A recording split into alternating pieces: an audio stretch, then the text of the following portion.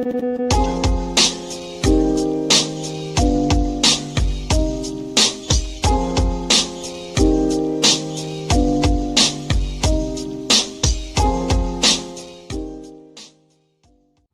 Gabbard's the director of national intelligence. Are you buying that the former FBI director didn't know what 86 Trump meant? Absolutely not, Jesse. That is a ridiculous and insane statement to make, certainly within this context, but especially coming from a guy who's the former director of the FBI, a guy who spent most of his career prosecuting mobsters and gangsters, people who know and execute other humans and use this exact lingo of 86. How serious is the administration taking this, and what are the next steps going to be? We're taking this very seriously. As you mentioned, the Department of Homeland Security, and specifically Sean Curran, the current Secret Service director, a man who has been willing to lay down his life as the lead of President Trump's Secret Service detail for years now. He takes this seriously and is leading the investigation into this threat. There has to be accountability for this. We, the American people, cannot take this lightly. Whatever your politics, we cannot allow people to get by without being held accountable for this kind of public call to assassinate the President of the United States. Wow. Wow. That's a bold statement. Yeah, and joining us today is our foreign correspondent, Mark Grobert, coming in from covering Hawaii. all 50 states, Hunley. We will cover them all. We'll get to Alaska eventually, but right now, Hawaii is the state we're covering. There you go. Are you going to be doing research to see the rebuilding after the fires? I will be doing that, and have stumbled onto some other scandals while I'm here. Apparently, they stick to me like glue. I'm in Waikiki, and it's very windy for some reason. I guess that's a big deal here. Okay. So yeah, our first story. Wow, what a story! It's interesting because this is not new. Gretchen Whitmore did this back in 2018, 2019, somewhere in there, with her 8645 deal. I think the differences, and people are a little bit annoyed by it now, especially because, well, we did have two assassination attempts on the president. Yeah. And the source of it being James Comey. Yeah. Is a little bit ridiculous, if you will. And nobody's forgotten that his daughter is in the Southern District of New York as a prosecutor, now dealing with Ghislaine Maxwell, and now dealing with P. Diddy. Yeah. I mean, why does this woman? What, does she get a job for life or something? What's the deal with his daughter? I don't know, and we'll see if anything ever happens, with her. I mean, it's been kind of slow at the Justice Department, so. Yeah, I wonder why. I mean, somebody's getting their nails done all the time at a salon, but this Kash Patel, speaking of the Justice Department, deciding to move the headquarters and 1,500 FBI agents into the middle of the country. That's pretty bold, Eric. I like that. He did talk about doing that was something he talked about actually during his confirmation, moving the FBI throughout the country, which I think is appropriate personally, because the crimes are not all happening in DC. They're supposedly everywhere, so why not back them up and fill out every agency? But I don't know if it's as perfect, because apparently he's claiming that the building is in bad shape and he wants a new building. So I don't know if this is actually moving them out or if it's a temporary thing until he gets the new building and then go right back into the swamp later. Good point. But once the swamp is built on swampy land, they'll move back into the building.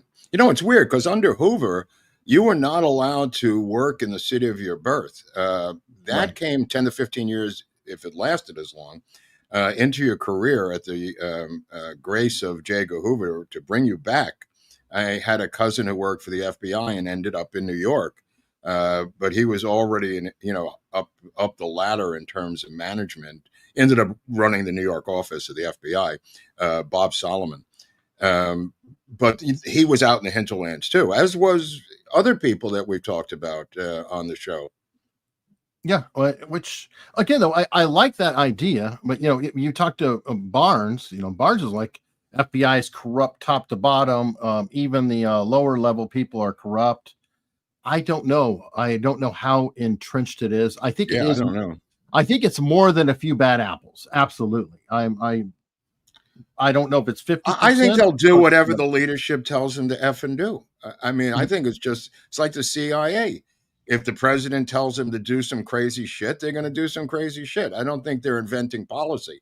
I don't think the pursuit of religious Catholics under the Biden administration was something they came up with. You know what I mean, Eric? It's like Biden says, go after these PTA moms who are anti-trans in the schools. The FBI doesn't wake up and do that. Somebody tells them that.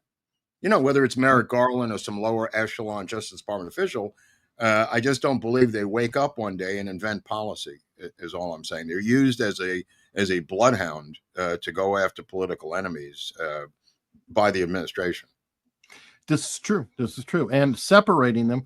So technically, when you have 1,500 people or whatever it is, and you spread them out all around the country, that helps as well, because it breaks up the little cabals. They've got to now be entrenched in remote offices.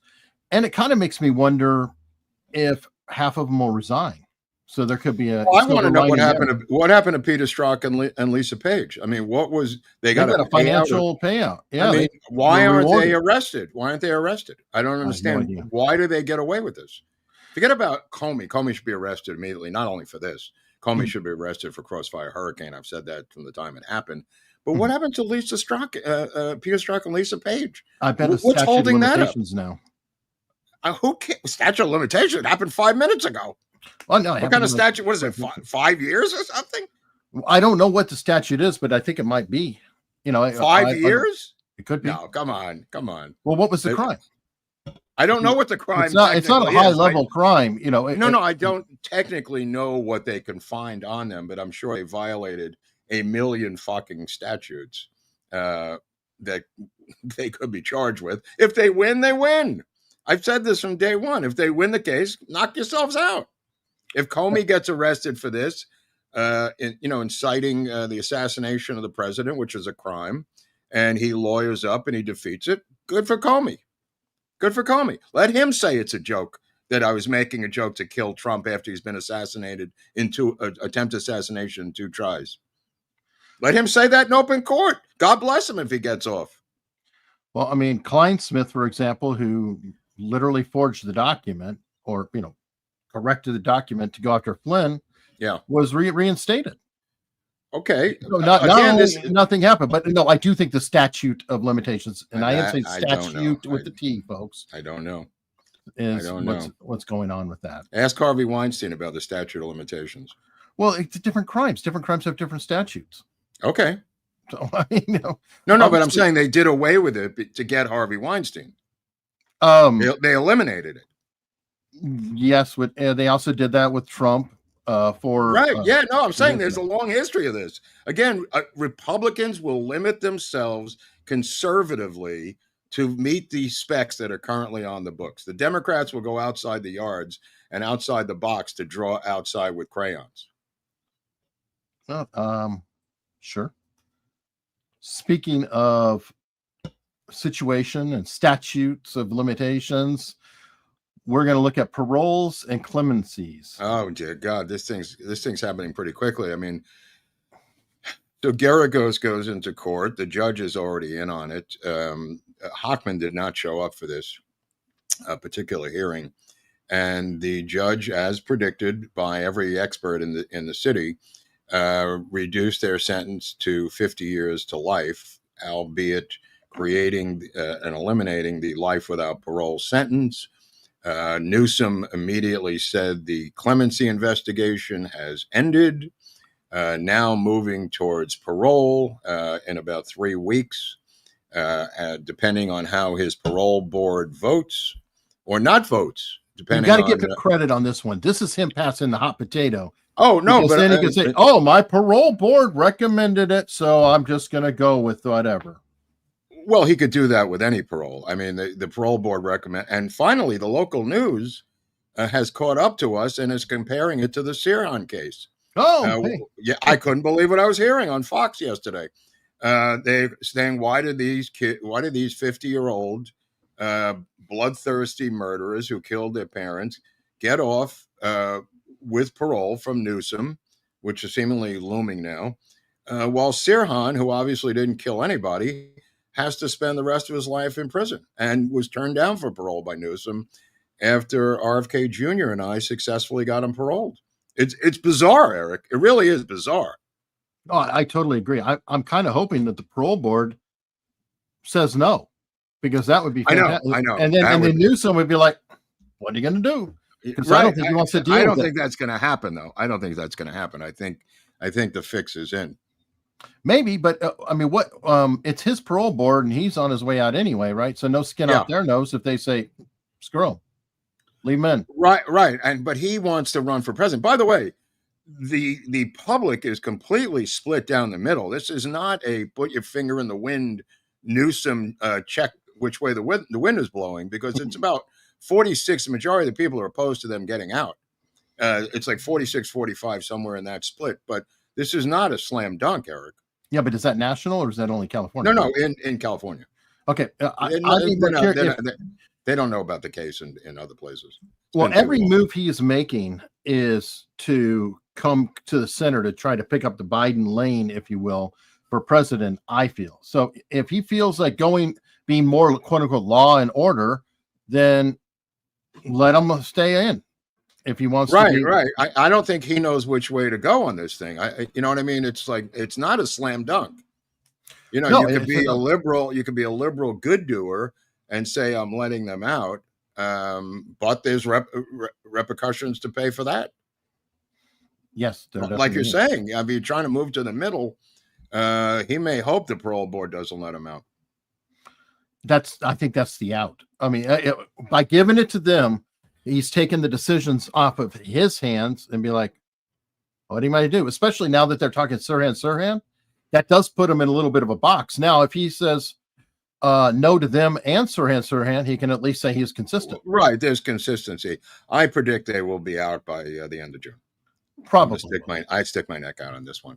I mean, you've got Mark Levin, you got Harvey Levin and Mark Garagos working around the clock on TMZ. I mean, you've got so much media going on that wants them out so it could be a news story. There's no news story if they get sent back in. You know, you got Netflix pushing for it. Netflix is probably paying Mark Garagos, their attorney. How is he getting paid? Probably getting paid by Netflix.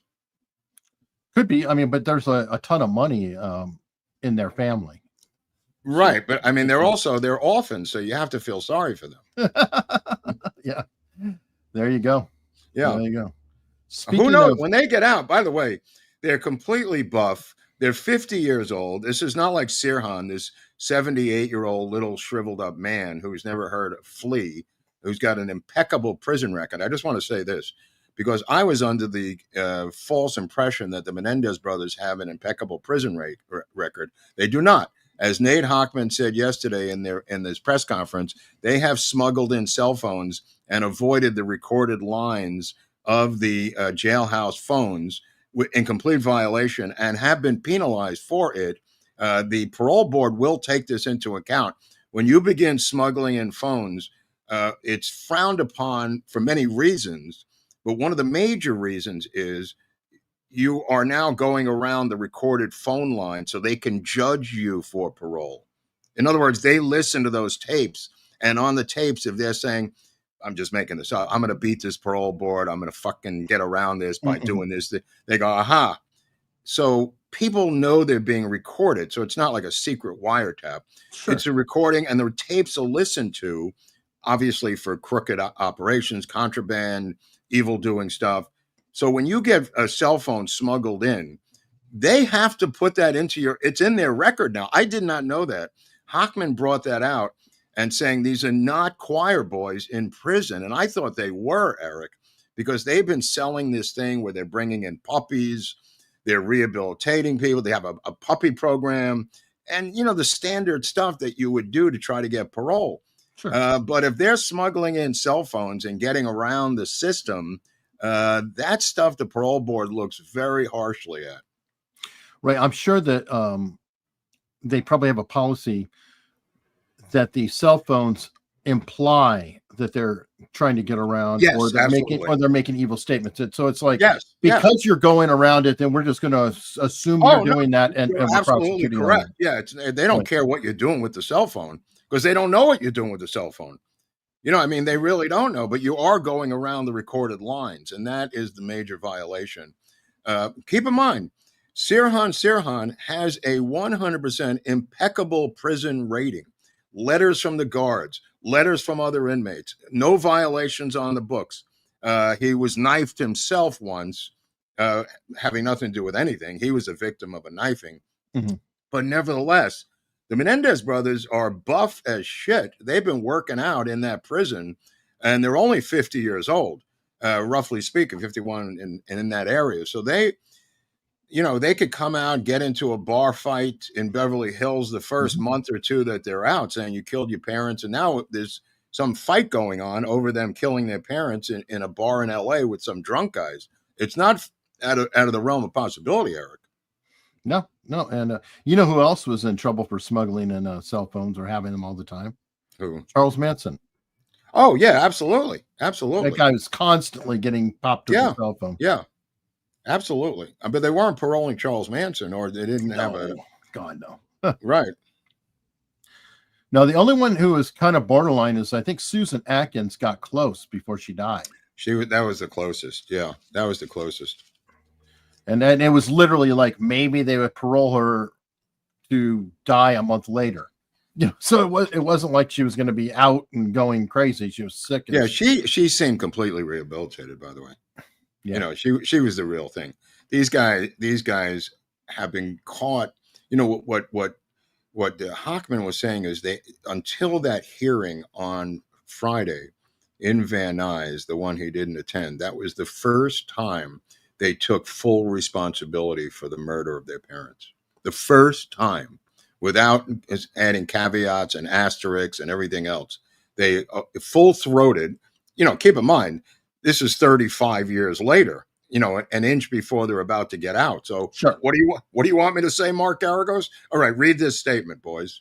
Yeah, I'm sure completely believable. Yeah. It's like, oh, they found religion yesterday. Yeah, literally yesterday. And Hochman kept saying, the reason they did it was because Hochman kept saying in press conferences that they've never done it. So Garagos went, okay, we got to do this now, boys. I doubt they're going to get out and invent the cure for cancer. Probably not. They will have their own Netflix show, probably some reality TV deal. God only knows. But while we're talking about killers, another killer. I don't know if you're familiar with Glenn Rogers. Glenn Rogers is the serial killer from Ohio originally. He was taken down, arrested in Tennessee. There are people who claim that he was with OJ the night Nicole was killed. I never heard of this guy. It's a real deal. He claimed that he was there and was part of it when he got arrested. He was known as the Casanova Killer. He was executed yesterday. And apparently his last words were, President Trump, keep making America great. That's a good one. Way to go. Wow, that's last words. I had a very overweight uncle, on a diet his whole life, and he's dieting, and he went to the electric chair in Sing Sing. And for his last meal, he stayed on Weight Watchers. Now, I got to give him credit for that because Weight Watchers just filed Chapter 11. You got to be kidding. All right. Anyway, I've a little death row humor, last meal jokes there, folks, free of charge. Hey, why not? Why not? I mean, the guy was no sweetheart. Just trust me. There is a reason he was executed. Right. Boy, Florida doesn't wait around. That line is moving. Oh no, they waited around too. He was the one in Texas keeps moving. The one in Texas is moving. Texas is number one with a bullet. Yeah. Florida, I mean, they waited on this guy because he was picked up in 96. He's made it there almost 30 years. How did he stall the system for so long there? I don't. What, did they have a lot of appeals? I mean, He had appeals. He just had an appeal that finally got turned down. But for whatever reason, he's kind of been skirting along. And again, What do they have? The electric chair there? No, they might. They did. Oh, the gurney. He got the gurney. He got lethal injection, but right on the gurney. Yeah. They may also have. Some states give options where. Right. I think South Carolina might have been South Carolina recently. Somebody opted to be shot. Did you read the story? The producers of the Swamp People, or one of these reality shows, has submitted to Kristi Noem at DHS a reality show production for illegal aliens getting in or out of the country. I'm not really sure. It seems like a legitimate reality show by legitimate producers of top reality shows. Yeah. What do you make of that? I don't know if I like the gamification idea of. Is it a game? Is that the part of it? Well, technically, a reality TV show is a game. No, but I mean, it's not like a contestant kind of game, is it? Or no? Well, the proposal for reality TV show in which immigrants compete in various challenges for a chance. All right. Well, it's a challenge one. Yeah, I don't really like those either, but nevertheless, the story is bizarre. Now, if they're not illegals, okay. I mean, it's like I can't. Where is it filmed? In Costa Rica or in Texas? I don't know where it's going to be filmed, but if these are people who applied legitimately to come to the United States, okay, I can't sit there and support Trump's idea of the $5 million ticket. Oh yeah. So if he could sell $1 million ticket and we're all okay with that, then why can't the reality TV show have a contestant and then maybe they pay the $1 million? Yeah, and then they come. That's what I think they're thinking. I think that's that might be the ultimate prize of the show. Well, I think so, probably. Right? I mean, that's pretty original. It's definitely a good idea. It's not a bad idea. And Trump is so savvy about entertainment, he might just be tickled by it and have Noam say okay. Yeah, he might. It's just that it is exactly the kind of thing that will make the left go bonkers. So I can see everything's going to make him go bonkers. Except that they didn't really go crazy about that $1,000 plane ticket to leave storyline. Did they go nuts over that one? Mm-mm. Trump's plan to self-deport is that you get $1,000 bonus and a trip to wherever. It's kind of a game show, Eric. Kind of. Well, it's you got a free plane ride and $1,000. I mean, it sounds like something you would get on the Price is Right. Well, I think it's fair. I mean, how are they going to get out? I mean, it's like if we catch them and take them out, we've got to pay for the transport. He's offering right. The only one, the ones this would really apply to is the Africans who are going to say, "I'm stuck here. I can't just take a bus to Nairobi or to Congo." So he may be thinking of that's the way to get them out because you have to give them a plane ride, and if they say the plane ride is $3,000, I don't have $3,000. The free plane might be very helpful. Plus the $1,000 walking around money, Eric. Sure. I mean, and if you're in Costa Rica, they could get you there in Costa Rica or Central America or even South America. It's fairly easy, but the Bidens went out to Africa and literally got tens of thousands of fucking Africans to come in here. And how they ended up in New York. I mean, the amount of logistics that went into this was almost like the storming of the beach in Normandy. I mean, so much logistics went into this, from the cell phones and the money and the debit card and the healthcare, the social security number, the plane rides, picking them up in a plane. I mean, there has to be a committee that just goes over this entire thing. You know what I mean? Subpoenas people to explain, like, why isn't this Mayorkas indicted? Why? He's lied under oath repeatedly. He's impeached his credibility. Arrest somebody, for the love of God. You know what I mean? Like, get something going here. I understand it takes a long time and blah, blah, blah. And I don't really care about the Epstein files, to be honest with you. It's not really my ballywick. But arresting your political enemies and calling it justice is something that they have every right to do. I mean, because they broke the law, not because they're political enemies. I mean, I'm not saying to make stuff up. I mean, these people violated numerous statutes, and yet nothing seems to happen week after week that we do the show. Well, we'll see. We'll see how it shakes out. And ironically, on the immigration, when we're talking about the left going crazy, what I find completely amusing is they're going bonkers over the white folks from South Africa. Oh, that's a good one. Yeah. Oh my God. They're like, oh, yeah.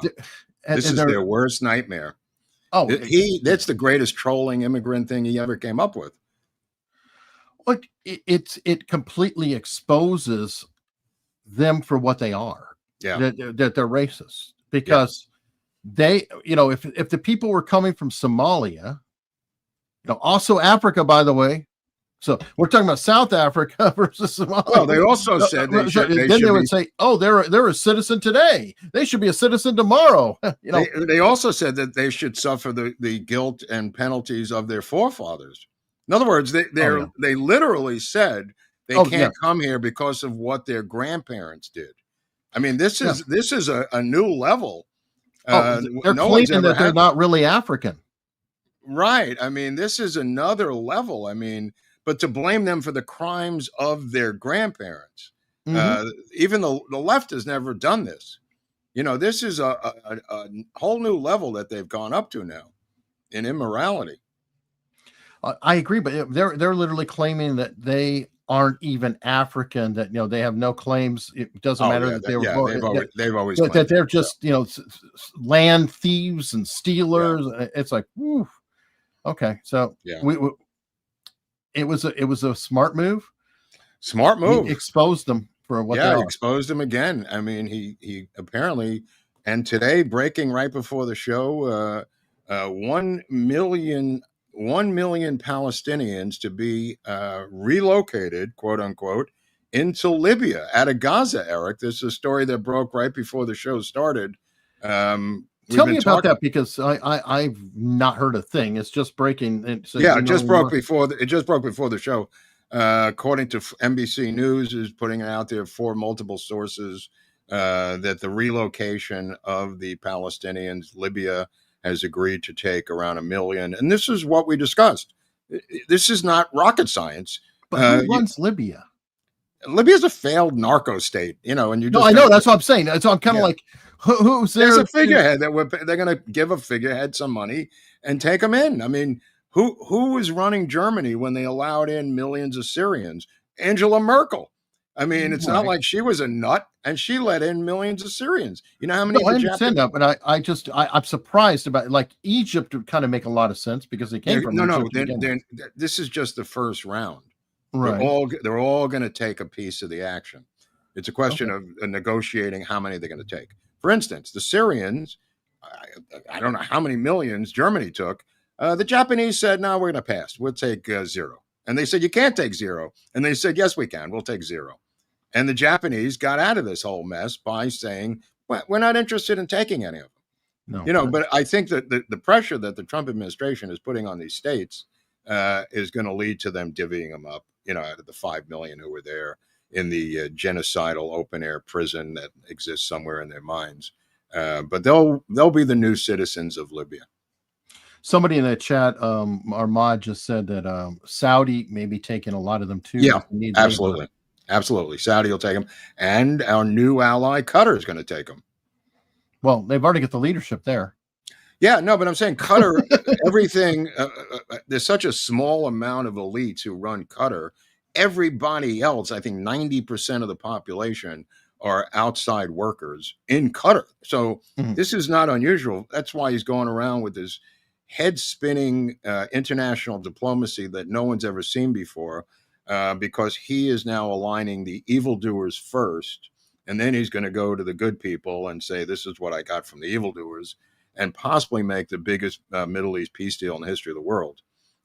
People are saying this may be the most amazing thing ever accomplished.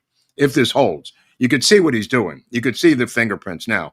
He goes to Qatar, goes to Saudi. He's going to go from nation to nation. And finally, he's going to present it to Israel and say, this is what we've got. And they'll have to accept it because of Trump's power. But it'll be to their betterment. So what do they care? He's going to make a deal with Iran somehow. I don't know what he's doing behind the scenes, so it's hard to comment on it. We don't know the details, and it's in the middle of this whirlwind diplomacy that he's doing, and he is doing it. I mean, it is a whirlwind diplomacy like the earth has never seen before, where even Cenk the Younger has come out and said, if Trump pulls this off, Nobel Prize, every award, I could kiss his ass. No, I feel like it's one of those that even if he gets 100% complete well, peace, first time ever, they'll be like, no way. Not Cenk that son of a Cenk Younger. What's his name? Cenk Younger? Yeah, Cenk Uyghur. Cenk the Uyghur. If he's on board and he's as far left, Cenk Younger's on board. He's about as far left as Chairman. No, I know Cenk well, but I'm just saying that I can't see the Nobel Prize being given to Trump no matter what, just because it's Trump. He will have done the greatest thing ever, but it's he's not Obama, who doesn't have to do anything and gets a Nobel Prize before he even walks in office. Hey, bro, they gave it to Nixon and Kissinger, so don't worry about it. War criminals have gotten it. Their version of war criminals have gotten it in the past. Yes, like Yasser Arafat, I believe. Yeah, I mean, I don't know if Yasser Arafat ever got a Nobel Prize, but he'd be a good example. I don't know about that. The reality of it is, this thing, if he pulls this off, he's going to go down in history as the greatest diplomacy of all time. And he's calling it the Abraham Accords. In other words, he's bringing them back and expanding the Abraham Accords to encompass other nations. Yep. Yes, Yasser Arafat shared the 1994 Nobel Peace Prize with Rabin and Shimon Peres. Oh, right. Yeah, that was a three-way share. Oh, okay. Yeah, it's like when Yeager and what's his name, and Bill Russell, and Pedro Gonzalez, the Dodgers, 3 Dodgers won the MVP in 1 World Series. And I was like, how do you give it to 3 Dodgers in 1 World Series? It was the most disgusting MVP award of all time. Okay. I mean, 3 people had a share in MVP in 1 World Series. I hope he does get it. And I will say that the Abraham Accords have proven to be so solid, even though they weren't completely done, that everybody assumed October 7th it was over. And they still held together. Watch what happens when they go to move the Gazans. It's going to be like the homeless in LA, because the moving of the Gazans ends their whole house of cards, just like the moving of the homeless, Eric, in LA. They're untouchables because we have nothing if they're gone. The NGOs don't have anything, so we have to keep the homeless there. There's going to be a battle royale to keep the Gazans where they are. They're going to fight to the death, because if they're taken out, that's the end of their house of cards there. It completely collapses. But who's going to be fighting? And the reason why I ask you is because obviously I think Saudi probably is strong-arming Libya. European Union, bro. European Union. Well, they can cry harder, because if Iran comes on board, then he's literally solved the problem. They're going to try to cock block this as hard as they possibly can. The Soviet European Union. Watch what, and it's going to come out of nowhere. They're just going to start denouncing Trump's relocation as kind of like Nazi, kind of Hitler-esque, Lebensraum.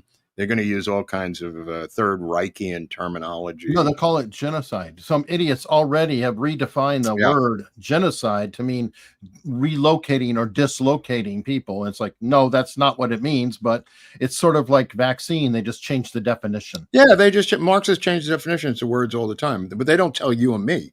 In other words, they change them, and then one day, 5 years down the road, they go, that's not what genocide means, bro. And you go, what? And they never send out a press release for any of these things because they don't really want it debated. It's just done in Ivy League colleges, and they redo it there, and it's somebody's PhD. And it rolls to NPR. Right. It starts with a PhD paper by somebody who redefines the word, slavery, and that becomes his PhD thesis. Then comes the book based on his thesis, and then the editorial department of the New York Times. Yeah. And then they're the preeminent expert, obviously, and they will tell you exactly what this all is. Yeah. So, you know what? I'm going to get some super chats in here early. Yeah, do what you got to do, Pino Huntley. Eldo Dog Okay. is a new member. Okay. And Nick Justy. Ironically, when I'm at the beach, the shells spell MAGA. Happy That's Friday, funny. everyone. Appreciate you guys. I think that's a good one. I've got a little clip that somebody put together, supposedly with Comey. It's obviously AI, but it's very fun. Yeah. I'll be playing that on locals later. All right. Not here. Right. Oh, here we go. Boo Boo Bing Bang is saying, I feel the energy coming off Mark as he is closer to the gulag I'm living in here in the Pacific.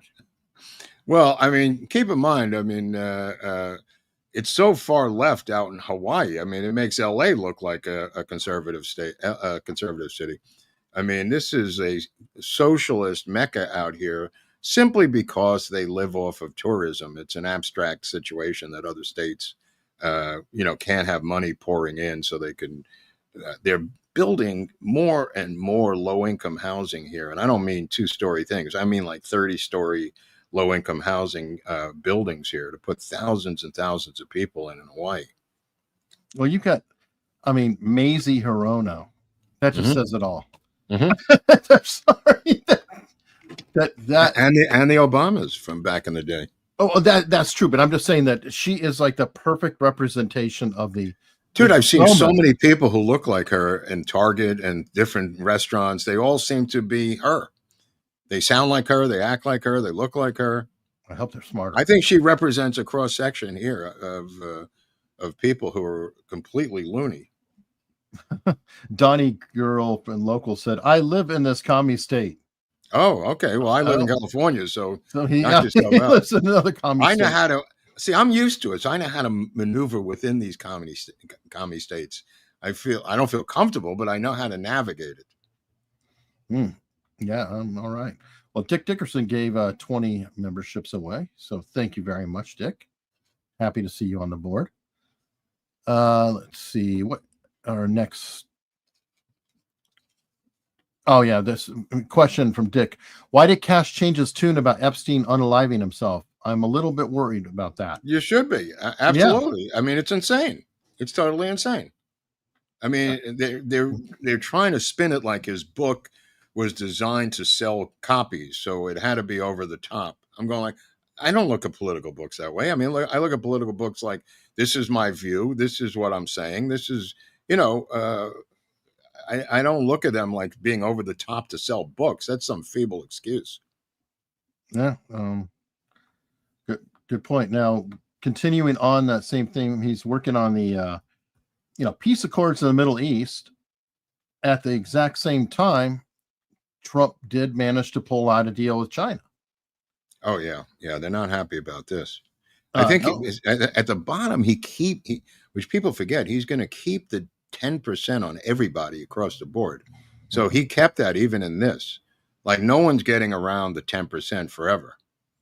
Yeah. That's going to stay permanent against every country that we deal with. There's going to be a 10% cover charge to get in, which will lead to this sovereign fund, which people believe is the money in his crazy scheme to replace income tax. It is. I don't think it's completely crazy. The only I'm saying that with quotes around it. Well, no. Here's my only issue is that every time it's kind of like the state lottery. Remember, the state lottery is going to fund the schools and the roads and all this money. Bullshit. All it does is pull more money from the poor or whatever. So, in terms of, is a tariff going to replace income tax? No. It'll just be another form of income. We're still going to have an income tax. So you think that's actually going to go away? He doesn't have enough time. He was talking about the sovereign fund of Qatar, which he was relishing and talking about how, and they don't touch it. It's just the national, it's like $450 billion or some insane amount of money they've tucked away for a rainy day. But they're not using it is the point. And the sovereign fund, I don't think, is the same as the lottery, which you're correct about, that it was siphoned off for various projects. I think he's talking about a sovereign fund that is there as a permanent fund. Maybe the closest thing would be the national oil reserves, Eric. Like Norway has some of that. Norway. Alaska has some of that, I think, where they pay out their people because of pipeline money. What I'm saying, and sorry, I'm going to be cynical for my turn now. He can build a sovereign fund all he wants. Trump's not going to be in office forever. 2-3 presidents down the line. Hey, you know what? We got this fund over here. Hey, Well, we got let's this take a Social look. Security over here. Well, we'll just take a little bit of that. And Let's take a look at the next president of the United States, who apparently in a poll is now at a 46% clip, with nobody even in the rearview mirror, Eric. If this poll is correct, the survey regarding J.D. Vance at an amazing, this is the success of the Trump poll that they did this week. And Vance is far away from these other people are in single digits. He's got 46% likelihood, according to the betting markets, of being the successor to President Trump. I'm actually surprised that it's not even higher. I mean, really, Okay. the only two people, I think the only two people really in contention are J.D. Vance and Marco Rubio. Right. Well, Rubio, I didn't even see on the list. I didn't even see his name in that article. No, I mean, he wasn't even in the article. Well, we'll see as time goes on. Yeah. I have a feeling that you might be looking at a Vance Rubio ticket. Oh, that's weird. Well, because it kind of would shore that up, right? Both sides of it. Then you'd have a Cuban, a Latino with him, so you get a minority aspect of it. It would be the first, Latino running for vice president or president, so that covers that part. Male It would help pull away the baseline conservatives that are less MAGA and more comfortable with Rubio. I think it would be a possible solid ticket, and there would probably be no competition. Any way we look at it, it's going to be J.D. Vance coming up next. Yeah, there's no doubt about it. And I said early on that the earlier he gets out, the better it'll be for the party and for the nation and for the campaign and for the election, because don't wait till the last 3 or 6 months to do this, folks. Get this guy out there, make him, get him out there jawboning with the press like Nixon did with Agnew. You can use this guy for a lot of stuff, but you got to make him available to the press. You got to get this into the Americans' head that this is the next guy. Do not spring him the last 9 months of your administration and expect the results to happen overnight. You know what I'm saying? Saturate everyone with Vance. To Trump's credit, Vance has been but I think it could be even and more. with Trump all the time. Yeah. Like even the Zelensky thing, he was the one starting that whole bit with Zelensky. So I've never seen even Cheney wasn't that active. So Vance, because Cheney was actually the president, he was running the thing, from the White House, and the thing flipped where George Bush became the vice president de facto, where he was doing vice presidential things until he finally got rid of Cheney at the end. But it was kind of completely flipped. That weird relationship, he went out to find a VP and found himself as the top candidate, kind of thing. Yep. Who was it? We just found another example of that. We were talking about it last week. I know, I forget. Somebody who was trying. Oh, it was the Pope. That's he was in charge of finding. Thank you. Yeah, he was in charge of finding the bishops who then voted for him. There you go. So, the new methodology. If you want to get into power, there's different ways. You can get voted in, or you can rig it. Well, he came out, said a family is a man and a woman yesterday, so he's apparently got something right. I mean, these are difficult questions, I guess, for a pope. I mean, what's a family? Says a man and a woman procreating is a family. I guess he got past that one. Well, that's why I said when we were talking about it last week, I said that he's pissing off the left. He's pissing off so we'll see where he is, because once he's the pope, which he is now, we'll actually see what he believes. Well, he also said human life is sanctioned. I forgot what his terminology was. Sacred, right. Human life itself, even in the womb, which is the Catholic. You would think these were no brainers, but apparently not with modern Catholicism. Right. His brother is MAGA, hardcore MAGA. Apparently, like I guess the brother is saying he's going to have to tone down his rhetoric now because he's hardcore MAGA. I mean, did you see Kid Rock with Joe Rogan? Oh, well, Kid Rock was talking about how to deal with with Hamas, and Joe Rogan just had to sit back and take it. And Kid Rock just said, "Kill them all, Nagasaki, Hiroshima, let's go, melt them." And he just went full on Kid Rock. And Rogan's going like, but. He goes, no buts. And he says, what about the civilians? He said, fuck the civilians. Tell it to the people of Hiroshima and Nagasaki, who right after it was done said, we surrender. You got to love Kid Rock, bro. I mean, Kid Rock is now completely usurped the rock star culture, where you see Bruce Springsteen is now Joe Biden. You see this clip of Springsteen from last night? Even little Steven wouldn't help him. This is the new Joe Biden rock star, the boss, Bruce Springsteen.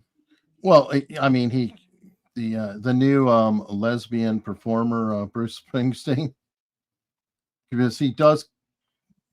Oh, hold on, he does kind of look like a lesbian. I'm trying to find the clip here. Why is this not copying? Well, I'm saying the difference, but I mean, Kid Rock is now. I mean, the whole zeitgeist is flipped. You know, where these people who are MAGA are. Whoa. Hold on, there we go. I guess okay. Whoa! Somebody's laughing their asses off. Whoa! Hey, going down to.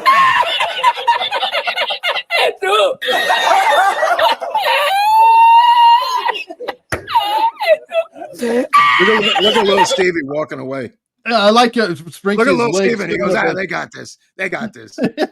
Yeah, I just hired to play guitar in this thing. Yeah, maybe he's. I mean, maybe that Biden thing's contagious, Eric. Maybe it spreads like a mind disease. You know, it could be. What do you think about that book that's coming out now with the illustrious Tapper? You know, it's amazing. Not just Tapper. Well, it was Tapper. I think it was Tapper. Oh, it was what's his name? The foreign policy advisor, who said, "I never saw until the debate his decline mentally." The State Department chief never saw it with Biden until he debated Trump. I mean, they are now trying to come up. Go ahead. I'm sorry. Go ahead. No. I'm just saying that they're now trying to spin this in so many different ways. I think that PR firms are burning the midnight oil, trying to come up with phraseology for numerous amounts of clients who now have to cross this bridge on how they either didn't, or saw, or compartmentalized, or didn't explain, or lied, or some combination of things that you're paying to get verbiage from so you can explain it to the press about how you perceived it. Well, and it's just so much bullshit. Right, but I'm saying they're walking back the talking points now, because now the books and the talking points out of the books are getting ahead of their bullshit story. You know what I mean? Their bullshit story isn't holding up anymore, because they know that in the galleys that are floating around Washington of these books, they're going, holy shit, I'm in this book. I got to come up with a harebrained scheme or some bullshit story, because they're going to ask me. You know, it was either Tony Blinken or the other guy. Jake Sullivan. I think it was Jake Sullivan was on some 2-person interview, and he said he never saw anything until the debate, completely caught by surprise. In other words, the day before the debate, he was like a 15-year-old track star. But when I saw the debate, I knew something was wrong. Dude, it's so bad that even the Tapper, his stupid ass book, where he's trying to play like he was challenging it. He was really looking into it. It was going on. Well, he's had to hire up a PR crisis team himself, because everybody is saying, "Oh yeah, you were? How about this clip? How about this one? How about this one? How about this one? How about this one?" He's like, "Well, people are being critical," and so he's completely flipped his story. He's trying to slink his way out of it. Well, I mean, is it slinking? Is it slinking your way out of it when you realize you're a couple of months away from being let go by CNN, and the book advance is $5 million? How uncomfortable do you think you have to be to make an acceptance to that offer, knowing that your days are basically numbered at CNN, and somebody's saying, "I'll give you $5 million to write a tell-all book"? and you have to be the first one, because the second one ain't getting $5 million. The first one gets the $5 million, Eric, in the advance.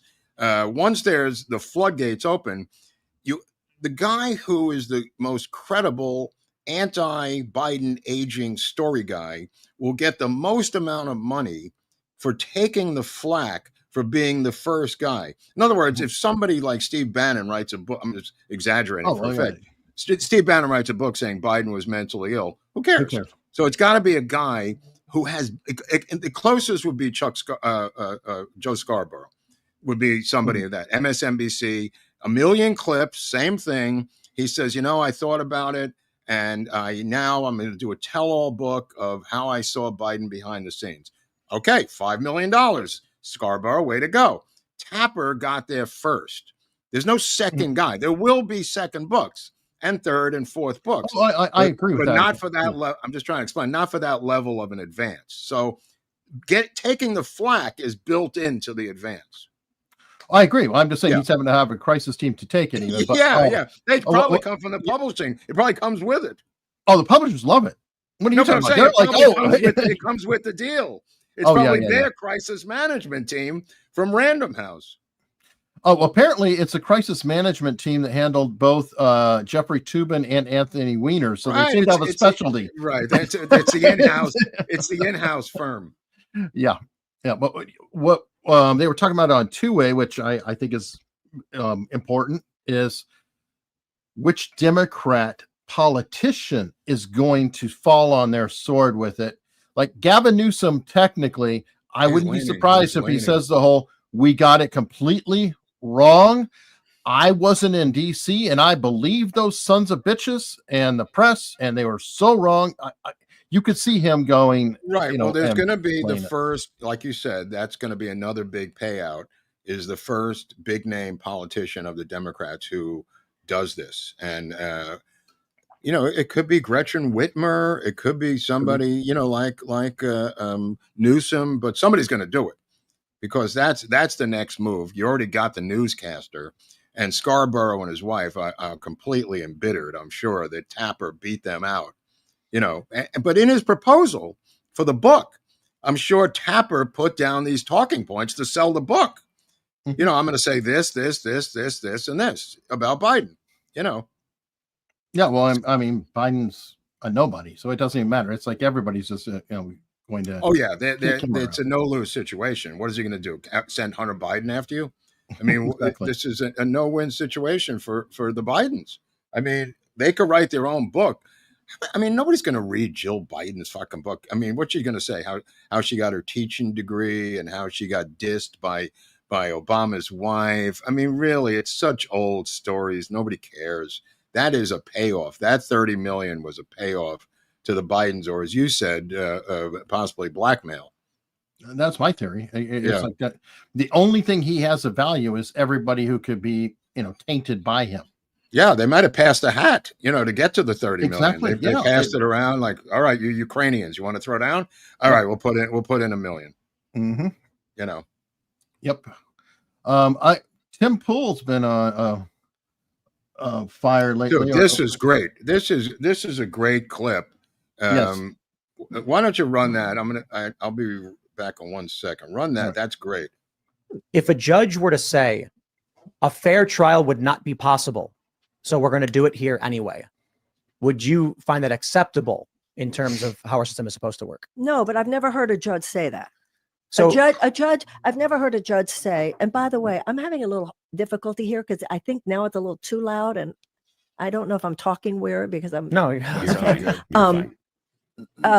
I've never heard a judge say, I admit you couldn't get a fair trial here, but we're going ahead with the trial anyway. And I don't agree with every judge, but that's just something. And what do you think would be like? Let's say that hypothetically happened, and there was someone who was being charged with a crime, and the judge said they petitioned for a change of venue, and the judge says there's nowhere you can go that will free you from the bias of this place, so we're doing it here anyway. I don't think that would be right, and somebody would be petitioning somebody. I mean, even in those cases, there is such a thing as judicial prejudice. Somebody would be would be arguing that there was judicial prejudice, and the case what would if- not stop there. What if the case did stop there and the man If the just went to case prison? did stop there, I'd be the first to say this is wrong. So will you stand up in defense of Derek Chauvin? Don't. Wow. Derek Derek Chauvin I understand. I petitioned know for a who change Derek of venue, Chauvin. Are you and the judge suggesting- said there Look is at her. no She's there's no melting venue you down, can go Harry. to where you'll be free of any bias. So we do it here anyway. I'm going to change the rules right now. So is the issue? Wasn't there some legitimacy to that, given the fact No, that not everybody saw really. the video? Everybody saw the sorry. video. Doesn't so how matter. could there be lack of prejudice anywhere? That's right. That's the point. So are you saying- So so the question what's- is about the Constitution and what is fair in the court of law, and not what we. He set her up. Dude, it was brilliant. Beautifully. Dude, he's getting better at this, Tim. I got to tell you, there's been a couple of other ones he did the past week or two. But this one was great too. Yes, no, I 100% agree with you on that. He also did a Conover. Oh God, Conover. Who was Cano? Was that the Adam ruins everything. He did a show called Adam Ruins Everything. the several comic or years ago. something, or actor comic? Yeah, supposedly a comic. I mean, he's just Dude, there's such confusion as to who's a comic anymore. We were watching Celebrity Jeopardy last night, and Margaret Cho was on, and she's just completely flat, nervous, no jokes, no nothing. And they said, "Well, what do you do?" "Oh, this is the 40th anniversary of myself being a stand-up comic." And I'm going, for the love of God. I mean, it doesn't seem, none of these people are funny, and yet they claim 40 years of being stand-up comics. I mean, Michael Rappaport, he's an actor. He's done some stuff, says he's a stand-up comic. It seems like anybody who falls out of show business, whether it's the acting career, they simply become a stand-up comic. yeah. I mean, well, Adam Carolla's doing stand-up now. What did he do before? He's always been a DJ. Adam Carolla, the comic? Yeah, he took over for Howard Stern. He's more of a presenter than a Who stand-up. am I thinking of? Adam Carolla. You know him. He's partners with Dr. Drew, Right, but he's always been a comic.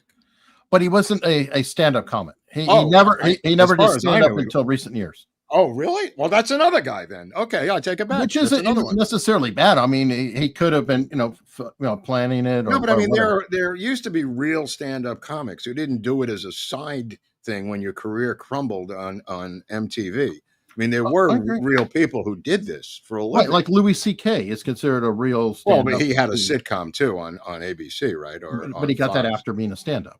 Right. Tim Allen got his after being a stand-up. So Right. That's the way it used to work with Roseanne and people like that. But now it's like, I'm an actor. It's not panning out. I'm a comic now.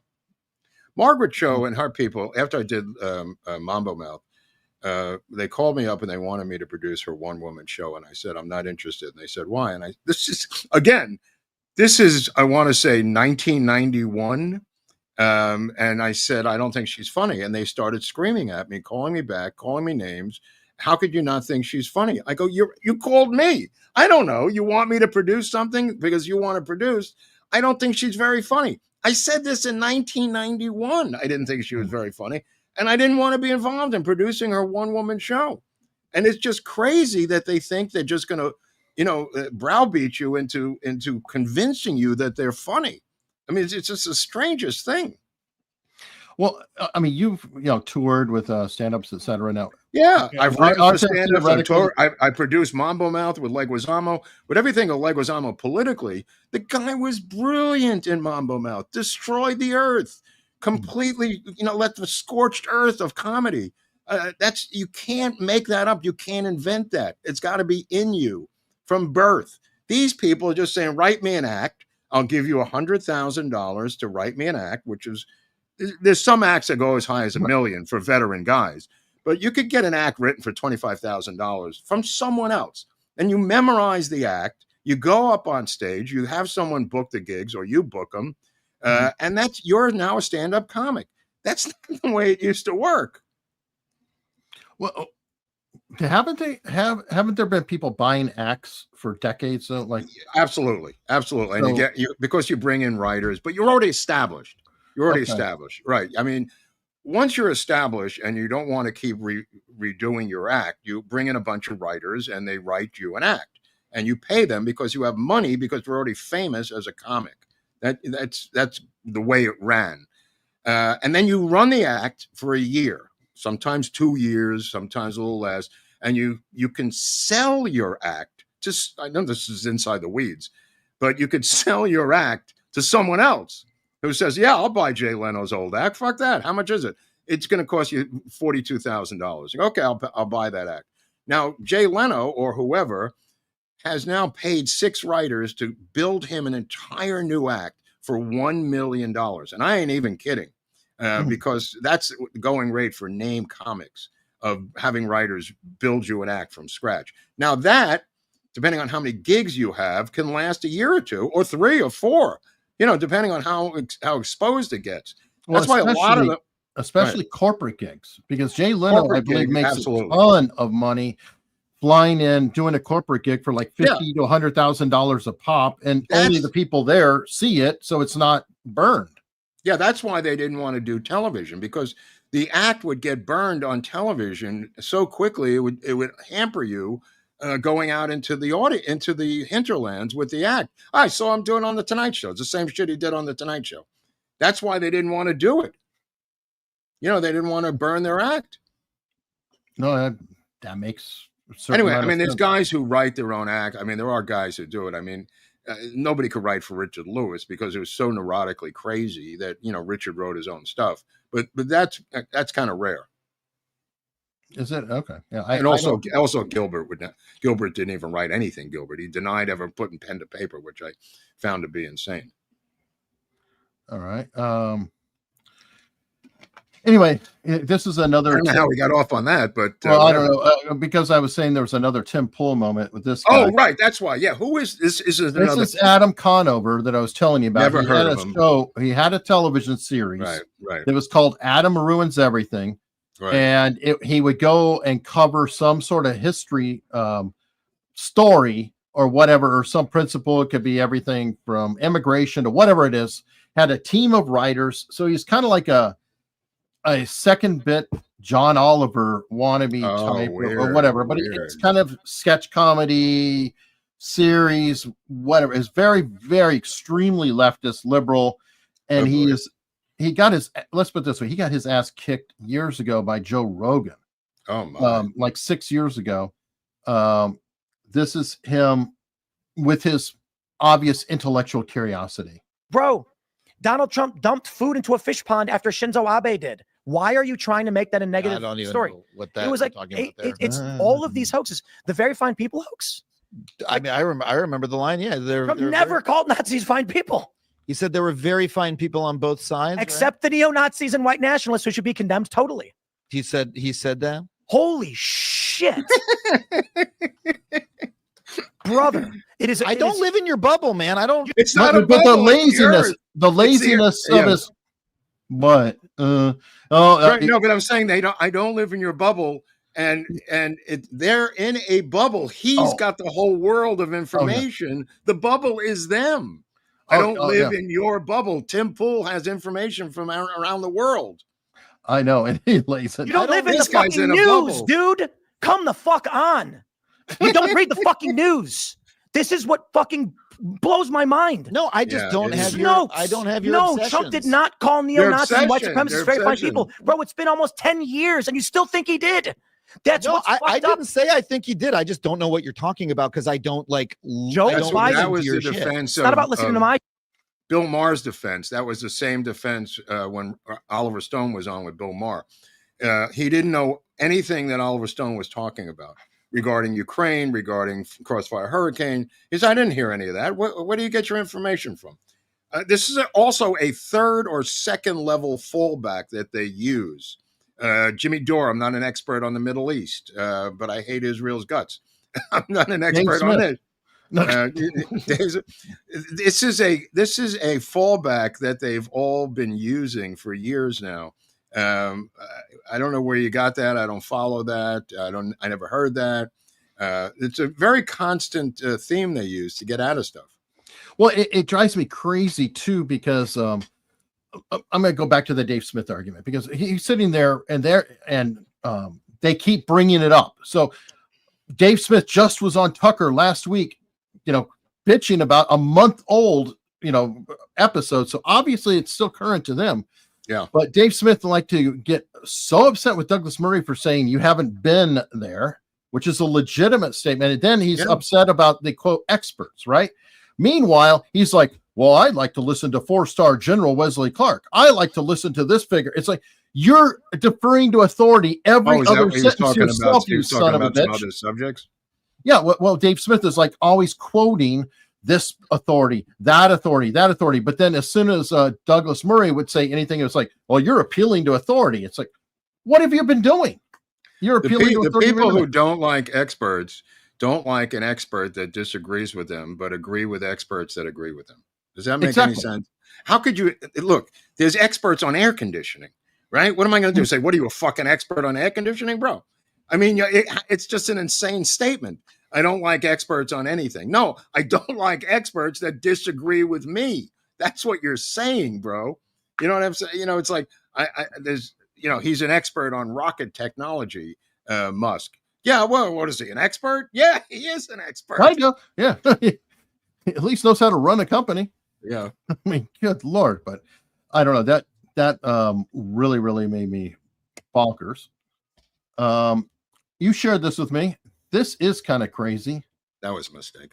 The Jeff Bezos and Lauren Sanchez have doppelgangers running around at con. Yeah, this reminded me of the story about what were those men called? They would do these fake out things where they would dress up like this. But yeah, these two people showed up at con as Jeff Bezos and Lauren Sanchez. That's them on the phony ones on the right, the real ones on the left.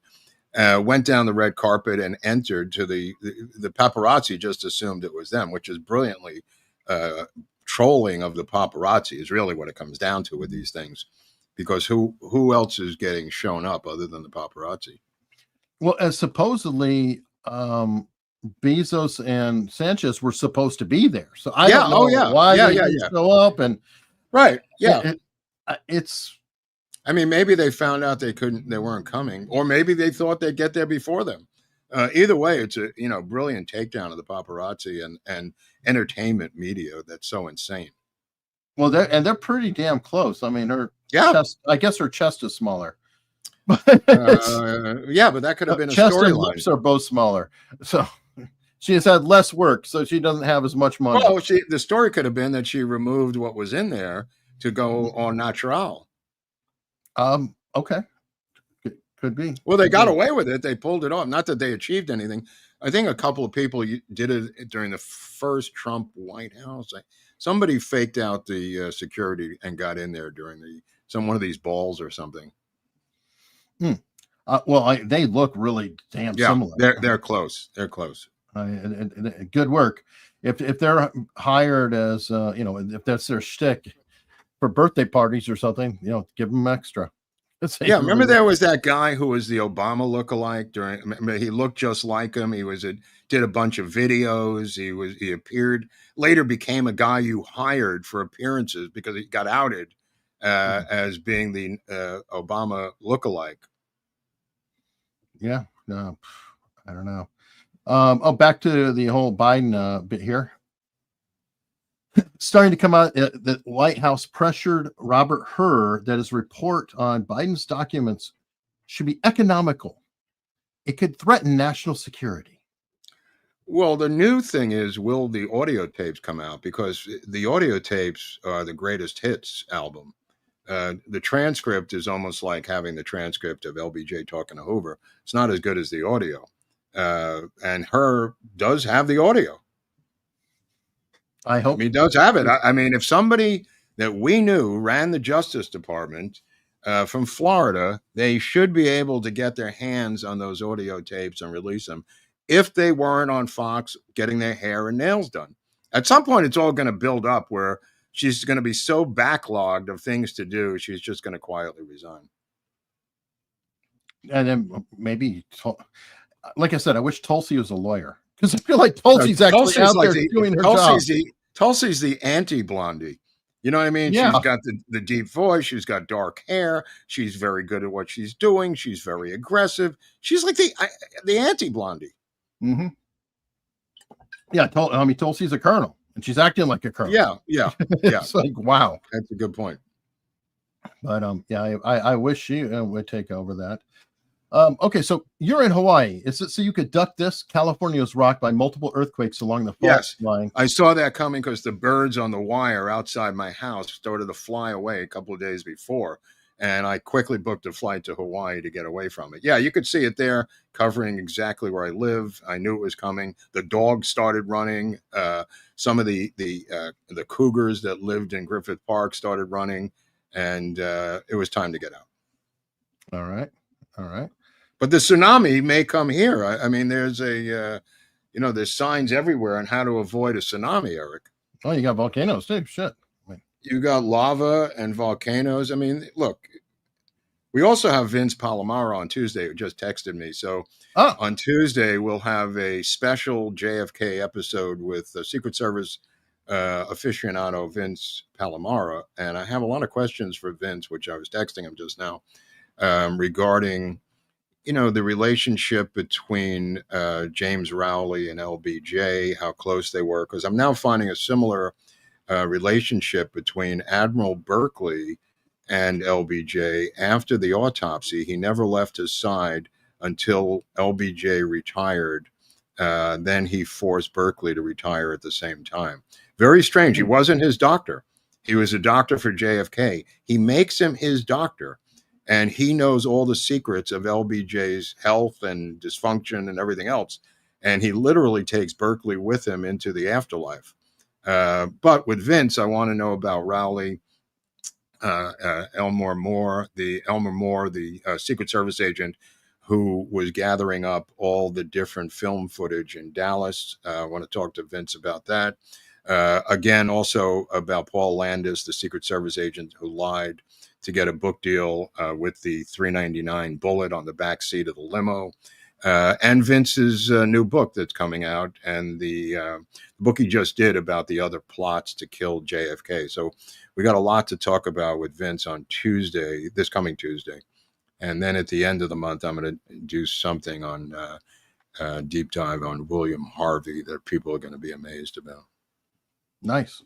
Yeah. Definitely looking forward to that. And Vince is always a good draw.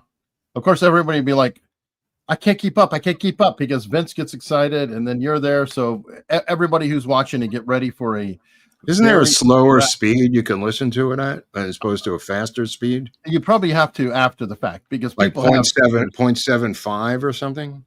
Something like that. On the repeat, you may want to do that. Speaking of Kid Rock, I had another story with him, and it's actually pretty funny. You're talking about a guy who, when you play your, here we go. Hold on. He's talking about the reason behind the low birth rate. That's cool. In the nation. That's cool. Concerts. Do you ever see anybody with blue hair, armpit hair, female armpit hair? Some of these people we're looking at, kid, I don't know. Man, listen, I was just watching your clips, and we have this low birth rate in America, and it all made sense to me. It just hit me right now, because who's going to sleep with these ugly, broke, crazy, deranged, TDS liberal women? I mean, you look at these rallies, it's like a bunch of women that no guy wants to sleep with and a bunch of dudes that want to sleep with each other. Well, to add to that, whether it's a chicken or the egg, it may be why they're so fucking crazy. Maybe this is how they got this crazy. It could be. Yeah. It could be. I mean, it's. I don't remember these people being that crazy. It's somebody else pointed out. If you look at who's been protesting, it's like these septuagenarian, former rockers, who are now on the way out at all these protests against Musk. Like, they can't believe that their whole world view is being undermined as they're leaving the earth for the final act. And they're going batshit crazy because their world view, which was this 60s rock and roll counterculture, no God, excess lifestyle, it's now becoming apparent even to them that they fucked up, Eric. And I think they're losing their minds. If you look at these protests, there's like 80-year-old women there from the 60s who are protesting and dancing around and look like crazy people. And it may be that it's come to their attention that everything about their lives might have been a lie. Could be. Or they're just trying to get it back. They're whatever. Right, but it ain't coming back. It ain't coming back. Well, and it leads to some funny results. Like you mentioned that Neil Young is such a great example. Like, Great remember, example. I'm pulling all of my music from Spotify. Everybody's like, "Oh, you were there?" You know, and I think Joan Baez did the same basic thing. I didn't realize that Neil Young is married to Daryl Hannah. Oh yeah, That's interesting. People don't realize he's Canadian too, and he's got epilepsy. Well, I'm sorry for that, but I mean, Yeah. But on the same note as Kid Rock, I don't know if you saw this clip from the sheriff, but this guy. Oh my God! Yeah, I was watching that before the show. I stumbled onto that. Go ahead. He's great. Yeah. This is from 43 from Davenport. This is our human trafficking and prostitution, folks. He's charged with offering to commit. This is this Jason Bathis. Okay, when he walks in, you think, well, I have set up a deal with an ugly woman, and I think you would all agree that this guy's an ugly woman, right? This is what you really get when the makeup comes off. Oh my This God! is Jason Bathis. Now, I want you Oh to think about Jesus this, Christ! okay. Oh my decide that God! you I didn't want to pay vote for a that. woman. She comes in and she's already uglier than a mud fence. Mud Right? fence. What the hell's a mud fence? And then, as you start to engage, you find out, hey, this dudette is a dude, and look what he really looks like. Oh man! Yeah, he looks like he should have been in a Scarface movie someplace. I don't know. This is what's happening. People think they're getting this, and many times they're getting a really bad guy. They should call Consumer Affairs and file a complaint. It's deceptive advertising. Why is this guy even involved? It should be the Federal Trade Commission. You're paying for this, but you're getting that. I mean, what is it? Prostitution? What's the crime here? I don't know, but Sheriff That's sex Grady's trafficking? Is classic. that sex trafficking or? I don't know, Uncle. It sounds like deceptive advertising. I love this Uncle Fester's moonlighting. He needs to work. I mean, what's Fester supposed to do? Times have changed. Oh my God, Grady is freaking funny. I'm sorry. Oh man. All right, some more super chats here. ISB Robinson went to Vegas this past week, stayed at the nicest hotel I've ever stayed at. Drove to Santa Monica Pier and Hollywood Walk. Sad it's a blue state. Okay, well, that's a long drive. But nevertheless, yeah, the Trump is great. I mean, it's a fun place to stay because it doesn't have, I know this is odd, but the reason I went there was because it didn't have, when I go there, it's because it doesn't have gambling and the smoking and all the crazy crap in the lobby. Yeah, that's why I go. Okay. And to get the soap and shampoo that says Trump on it. Okay. Well, I've got the whole collection. I've got the candy bar, all the stuff from the hotel, which they still use, small toiletries that they're trying to do away with in every hotel in America. They're just putting these bottles on the wall and saying, good luck, squirt yourself into cleanliness. It's maddening. They don't want to spend the money on the tiny little shampoos anymore. Okay. But Trump does. But that's what I'm saying. He's got all kinds of Trump products in the hotel room. Well, I mean, Trump famously, I believe, when they talked to the different, people working at his hotels, he would go and clean a bathroom with them and stuff. Like he would get in, get his hands dirty. When I first started going there, they didn't have room service, and you had to order and then go down and pick it up at the bar. And the guys at the bar were so embittered. They were going like, we're thinking of going on strike because of this, because we're bartenders. And now we've got the entire hotel coming down to pick up their fucking meals. I mean, it was a little much. And this time I went, room service, they came right up to your room finally. Well, imagine that. Room service. Yeah, imagine that. Yeah. But they didn't have it the first couple of years. You had to literally order it, go down to the bar, pay for it, and take your food back to your room. That is crazy. No kidding. No I mean, kidding. it defies the whole principle of room service. There was none. That's what I'm trying to say. There I know. was no room service. Yeah, There was none. that's bonkers. Well, there is now. Well, good, as there should be. Now, I don't know if you saw this story, but I want to share it because Ozempic is all the rage. So many people are using it, but Bobby Kennedy has talked about this is not the best substance in the world.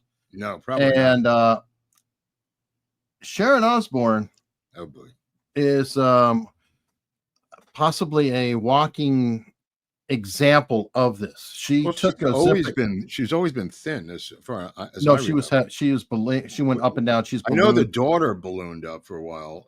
Sharon too, or yeah, that's her with Ozzy when they first or early in their relationship. I don't remember that. I just remember her. Oh, that's 87. Oh, okay, yeah.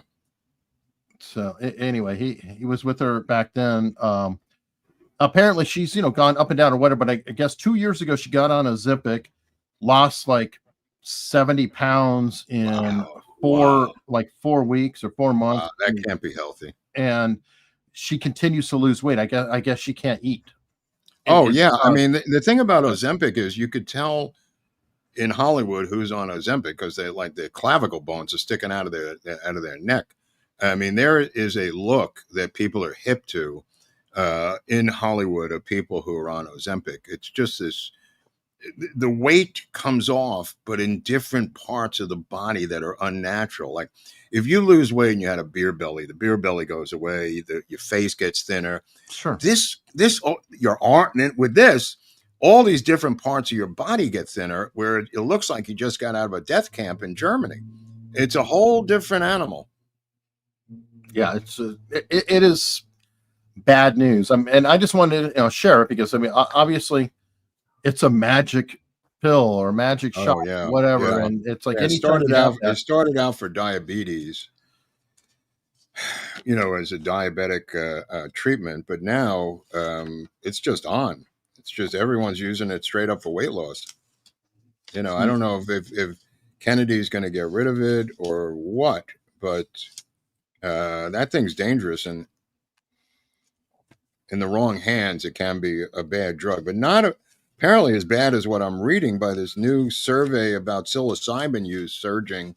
I don't know if I sent you a link to this thing. They did a survey of, since it's been legalized, 2019, psilocybin mushrooms started out in, I think, Colorado, spread to Washington.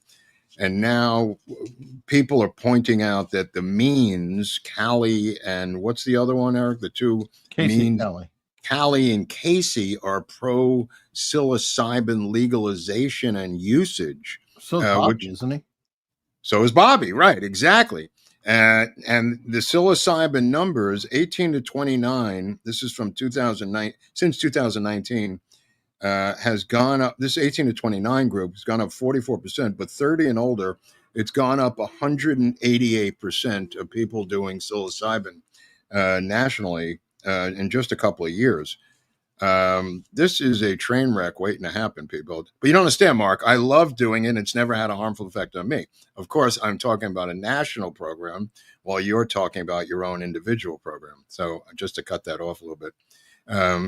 Emergency rooms, dealing with people on mushrooms, just taking too many, too much, not enough. They claim to be microdosing. Mm-hmm. Good episode of The Studio this week with Seth Rogen on Apple TV, where everyone's dosed on mushrooms at this party and hijinks ensue, including Bryan Cranston, who's the head of the studio, completely out of his mind at the Bellagio, where they're having a party for the studio. And anyway, they make light of it, but the young kids are doing it, and the usage is up close to 200% since 2019. And people say, it's microdosing, but that's just a street slang term. It means nothing.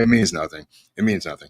It's, people using lower dosages and then they use more of it. But this is a mental health train wreck waiting to happen nationally. And I don't know what's going to happen out of HHS, but you've got 3 of the top people who are pro psilocybin use at this point. Just to let you know, people. isn't ketamine in that mix too? As Yep. a, Yep. therapeutic and Yeah, everything's for therapeutic. Yep. PTSD. That's the new shtick. I'm surprised they haven't said that edibles aren't, used for treating PTSD. Well, I bet you could probably look at it and they'll say That's how it started. That's how the legalization of marijuana started. There was that canard that was you had to get your medical marijuana card, and it was a wink, wink, nod, nod. You used to go to a croaker, and the croaker would give you the medical marijuana card. That sounds like it's 100 years ago now, based on how fast legalization has moved. There's ketamine croakers now in Beverly Hills. You go in and get an IV What's a hookup to. croaker? Croker's like a doctor who's willing to give you drugs for money, a legitimate doctor Okay.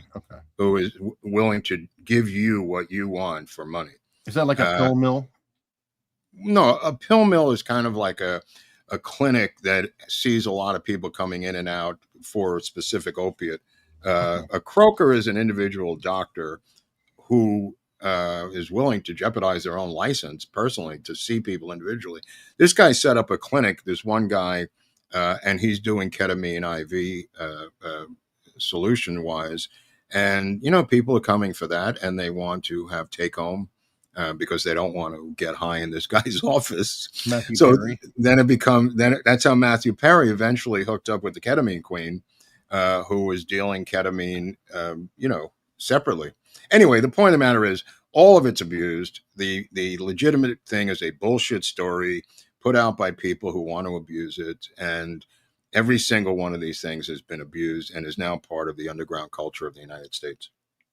Now, what do you think about all the, ayahuasca and all that crap where, they go on these adventures and get blitzed out of their brains? And look, if you want to go to Mexico and sit in a straw hut and take something, I mean, knock yourself out. But I mean, using ayahuasca to get off of heroin, and detox, yeah, you could do it, but how do you stay off of heroin 2 weeks later? In other words, it's almost like it makes you so sick. They used to have a treatment for alcoholism, Schick Shadle, which people might know up in Oregon and Washington State. They had the Schick Shadle clinics, which literally had a bar in the clinic, and they would make you so sick from drinking so much of what you wanted to drink that it would be a negative reinforcement to not drink. They would have you eating foul food. I mean, it was just the craziest program. They would make you throw up all the time. They would make you sick intentionally and then psychologically link it to alcohol drinking. And of course, it didn't work, but they had a chain of these Schick Shadle clinics. And there might be, I think, people who know what I'm talking about, there may be one or two still left in the United States. Well, when I was in the military, I knew somebody who was being treated for alcoholism or whatever because he got in trouble with the command, and they had him on a drug that if you drink it makes you sick. I'm sure you're familiar with it. Yeah, antabuse, sure. Antabuse. The problem is that he built up a tolerance. Yeah, you can build up a tolerance for the antabuse, and you could take other substances. The problem is it just makes you. It's this aversion therapy is what it's called, and Schick Shadle kind of invented that aversion therapy. Do you think the antabuse actually works or helps? No, it's torture. No, it's complete torture. Yeah, no, it's brutal. Yeah. All right. Diffuse 56 gifted 10 memberships. Thank you. And Deuce Shea is saying Trump needs to carry out a serious revenge campaign. Yeah, look, I agree. I don't know what the holdup. The longer this goes, the less we're going to remember about the events. I think they're hoping it goes away. I really do. I think that people go, even on the Trump side down below, they go, this is so complicated. I'd rather I just make it go away. It just seems really, complicated, and I don't want to get involved with this. I wish we could just move on. I think there's a whole move on. What's that? That's Trump. Trump is I agree. I think it's trickling down from him, who wants to look forward, not look back, and move forward and not look back at the thing. But the American people who voted for him want retribution. They want justice. And it's not like they're making it up. They want crimes that were committed to be, adjudicated by the system that they've now voted for. I don't think that's too much to ask, Eric. I know, but this is the irony. That's what you get with Trump. It could be seen as both a weakness and as a strength. the whole thing going in the Middle East right now, part of the negotiation, he's literally negotiating with technically former enemies, current enemies, and he's saying, hey, we've got to be able to move forward. We got to be able to move forward. So in that circumstance, many people see it as incredible. If he pulls off all the peace deals and can get close to world peace, that is amazing. And that's using actually the same mentality, though, that's driving people crazy about not seeking Well, that the retribution. people in Qatar, I mean, whatever the people in Qatar did, they're not the same as the people here who were censored, who were arrested, who were vaccinated, who were brought in by the FBI, who were locked up in J6 prisons and a gulag in DC. I think there's a disconnect between domestic and foreign policy, Eric, and there always has been, as you're probably well aware. These people want, whether you want to call it revenge, justice, retribution, tribunals, trials. There's nothing. There's just been nothing. And I think people are just going to stay home for that election when it comes up. They're going to say he tricked us, they duped us. And I think it's going to be a price to pay. It's going to be a price. I'm sorry. People are not going to be fooled again. Again, I mean, we'll see. Yeah. You know, I'm not ruling everything out yet because I know that grand juries are held in secret, and I don't know if there are any going on. Obviously, I don't trust Bondi to be doing anything, but she does have that's part of the lieutenants problem in there that may be doing something. I don't know. Well, what's his name just got transferred out of there. The chief Trump lieutenant, who was Trump's lawyer during his trials, just got transferred to the Library of Congress to keep an eye on the books. Okay. I mean, was that really necessary this week to take the assistant deputy attorney general and transfer him to run the Library of Congress? For the love of God, who gives a shit about the Library of Congress? Maybe he does. I don't know. I have no idea if that's something he This wanted. is the guy. This is the guy I thought would be doing Bondi's job, and now he's been transferred out. That was quite shocking to me. Tom, I forget the guy's name. He was Trump's lawyer during the case in New York, and now he's running the Library of Congress. I mean, it's crazy. Yeah, I don't know. I don't know the details on that. Oh, here we go. Nick Juicy. Random, but I remember being 9 years old, getting ready for school, and the only thing on every channel was Ted Bundy's execution. It was such a huge deal. I remember that because the McDonald's nearby the prison or somewhere in the area was giving free fries for seeing Bundy fry. That's funny. They really did too. It was very controversial at the time. They were like, "How dare you!" But Diffuse has been a member for 14 months. Another month of chuckling and learning. Well, thank you. Glad you're still chuckling. K-Dog, will anyone of significance that crapped on the Constitution ever be held accountable? I know. So I was just talking about. That's why it's not going to go away. I'm telling you, these people voted for him. They came out of their graves to vote for this guy because they want retribution. And I'm telling you, they're going to stay home for the midterms. We're going to get slaughtered unless he puts these points up on the board. Nobody votes because of Qatar, bro. Maybe. Again, I think all of this is relevant. You know, the deals with China. I know you're not into the tariffs, but it does make a difference. I theoretically I agree with you. These are not emotional arguments, though. I agree with you, of course, about this stuff, but this is not an emotional argument. People want people to be held accountable. They're separate issues. They're completely separate issues. And with the midterms coming up, if they get fucking burned after 2 years and nothing happens, these people are not going to show up for the midterms. They're going to sweep the House and the Senate. Okay. There's a price to pay. That's going to be the price. Right. Well, I mean, you know, clock is ticking. If in even if it's March of next year, all of a sudden people are perp locked, I think everybody will forgive. Well, we'll see. Am I wrong? I mean, it's like if I don't know. You know, if arrests come down over the next 9 months, whatever it is, one after another, after another, after another, I don't think people will be complaining that much. They'll probably get over a lot of what they're upset about now. I don't know that I see Bondi doing it. I'd like to see if there's movement with Bondi. Honestly, Okay. if she gets moved out, I just remember we went nice. through the same thing with Jeff Sessions. We went through the same thing with Bill Barr until every fucking person in the country said they got to go, that they realized they were just running out the clock. And the vibe I get from Bondi is she's Jeff Sessions and Bill Barr. The same thing, Yeah. just having meaningless press conferences to run out the clock. And so far, nothing substantial has happened. I mean, the question is, how long do you wait? I mean, do you have the luxury of waiting a year and a half, a year, 2 years, 6 months? I mean, what's the luxury factor here?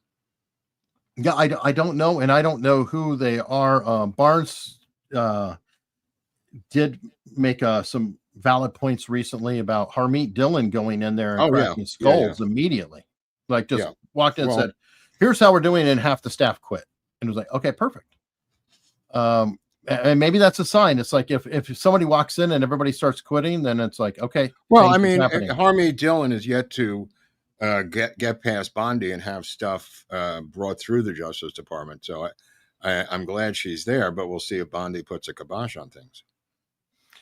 Well, let's I mean, hope, it is the Civil Rights Division of right. the overall Justice Department. So, I mean, Harmeet Dillon is not in charge of the Justice Department. She is not, but she did have to be confirmed. And Yeah.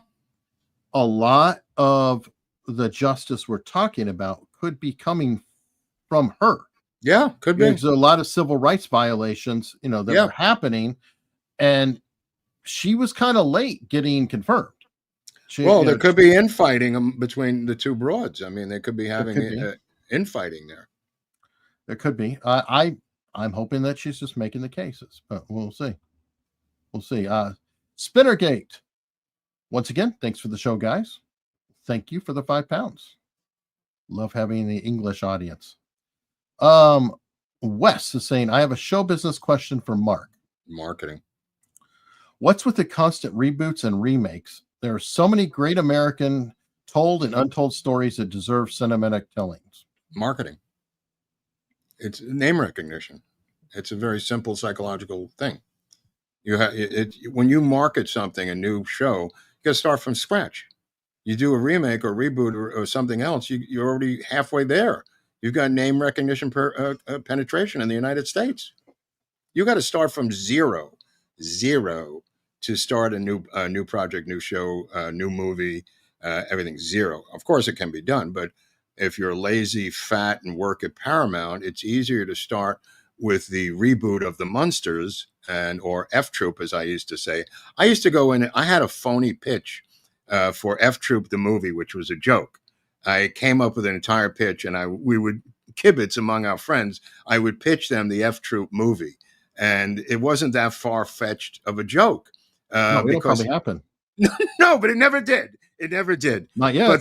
But no, but I'm saying it wasn't that far off of a joke, which made it funnier because it wasn't that preposterous. But I went into amazing detail on F Troop, the movie. The point of the matter is the name F Troop, the show, has penetration marketing wise, and that's the answer to your question.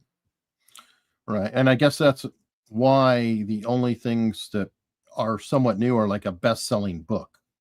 Well, because having at least there's something there, some sort of it's something. It's a lot there. I mean, it's not just something; it's a lot. Because let's say a best-selling book, whatever the intellectual property is, sold 1 million copies, 2 million copies, 3 million copies.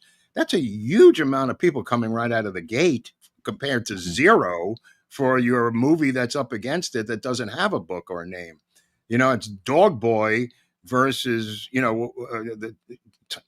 Tom Sawyer or whatever the book is. I mean, who's going to win that week? Tom Sawyer. Well, but that's where I'm frustrated, because I understand the marketing angle, but I'm like, well, at least go to this whole treasure trove that's called the publishing industry, and look at the New York Times bestseller. Do a little more of that. I just if you sat down, you could come up with 100 incredible films that were best-selling books. You could do it all day. I mean, they're the first ones to get galleys out of the publishers. They pay for that secretly. I mean, they're constantly looking for books, and have constantly made movies out of books in the history of Hollywood, going back to the 1930s. Well, I know they have. I'm saying they could do it even more over some of the sequels. All right. Or remakes. The reboots, remakes, and all that is just a little like. Well, buying the book itself may be $5 to $10 million right out of the gate. Are they getting to buy for a best-selling book? Of course. Yeah, if you're going to make a movie out of a best-selling book, you have to pay for it. All right, fair enough. Again, it's another cost. It's all doable, like you're saying, but there's different penalties for doing or or negative things for every move you make. It's so much easier to make Star Wars 9. I guess, or Yeah. destroy the franchise, whatever. I don't know. I find it frustrating. I Well, feel like you're television not is more exactly interesting to me. you're not exactly the target audience. Oh no, and it's been made that way now. I mean, even more keep in so. mind a reboot of the Munsters, and I'm just using the Munsters or whatever. If you're 16 years old, you may not know what it's a reboot of. You know what I mean? Like they rebooted. I was just tweeting about Hawaii Five-0. People forget that there was a remake of Hawaii Five-0. The TV show, and it had James Caan's son on it as the main guy. Well, they're remaking Cape Fear. Okay, there's another one.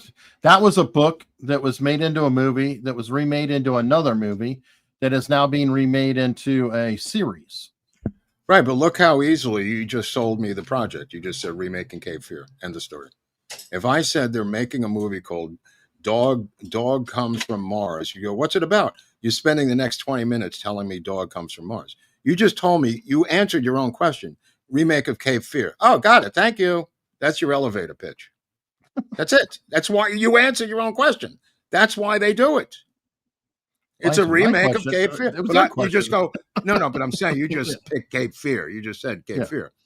Well, Pride and Prejudice have done it too. No, but I'm saying you take Cape Fear, you just go, really? Who's playing the De Niro character? Well, we're going to kick it around. It might be blah, blah, blah.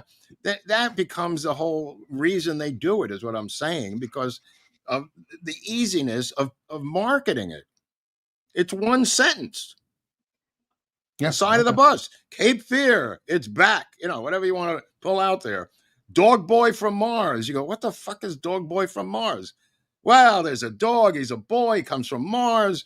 He gets involved with a woman and then loses his legs. He gets put into a pound. He has to be adopted by another family. You go, what the fuck are you talking about? Oh, it's great. You'll love it. It stars Nick Nolte.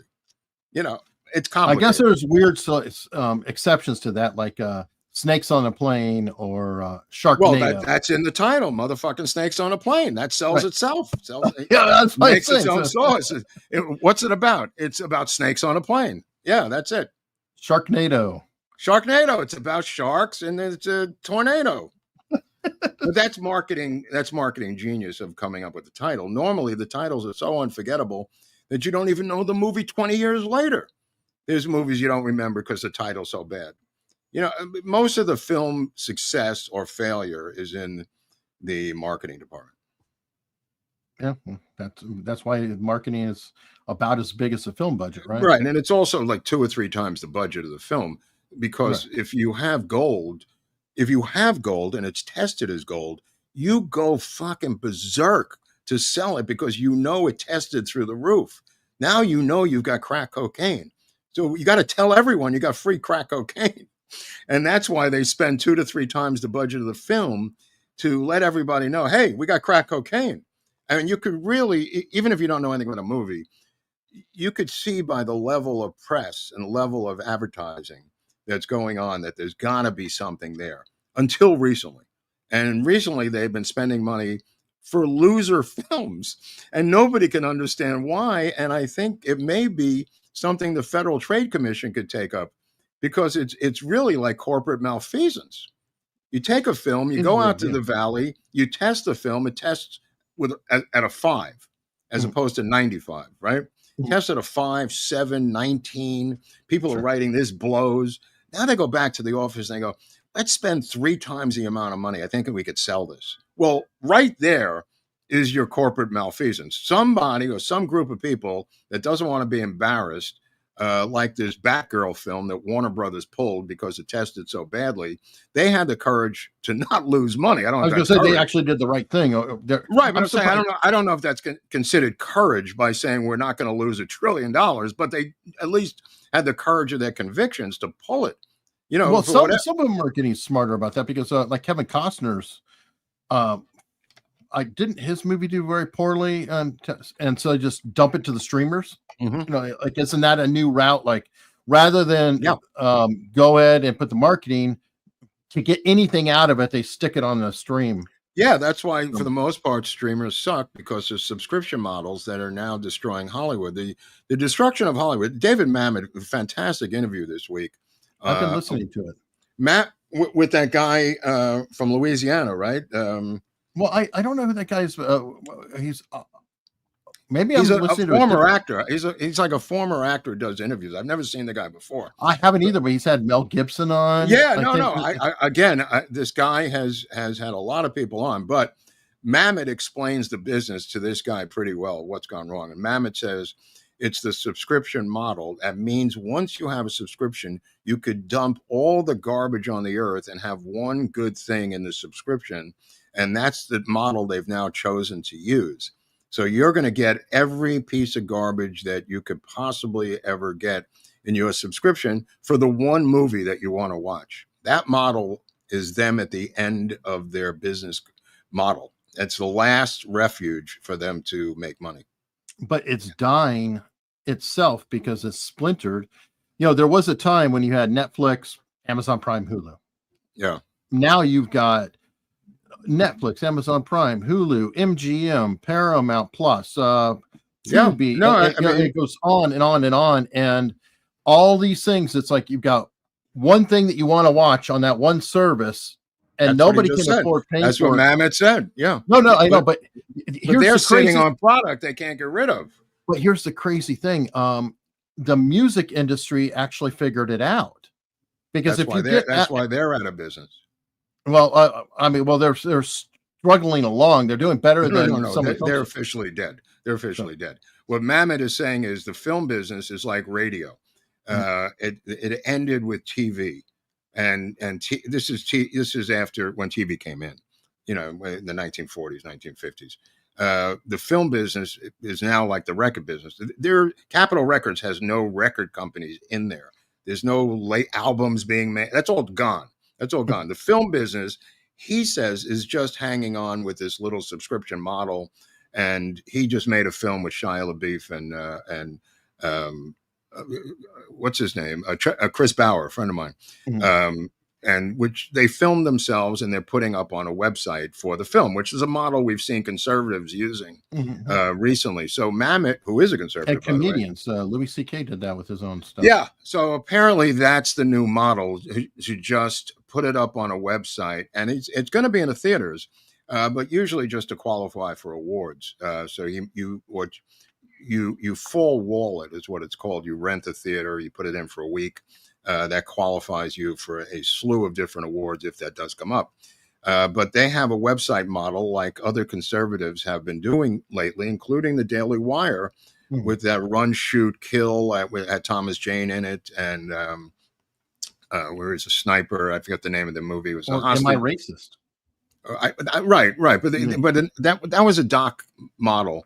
The other one was about like a Parkland shooting school situation. It was a real movie, and it made them a lot of money. And whatever it was, $15 in the model. That's a model that seems to be the one that they're choosing to work with now, where you have a product and you sell it individually on a website for people to pay cash, and then you could easily figure out where that money goes afterwards. True. Now, I wanted to compare though the music model versus the streaming model. There's a big difference because if you have Apple Music or Spotify, you pretty much can get the same songs. Oh yeah.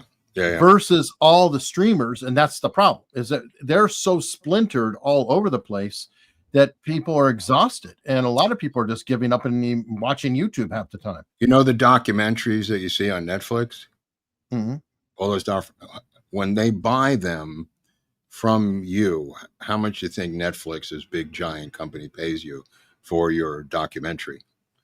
$10,000 maybe. $5,000 for a documentary, and that's it. You're done. You're done, Eric. I was close. No, but I'm saying compared to you selling your own album, you selling your own movie on a website and keeping all the cash.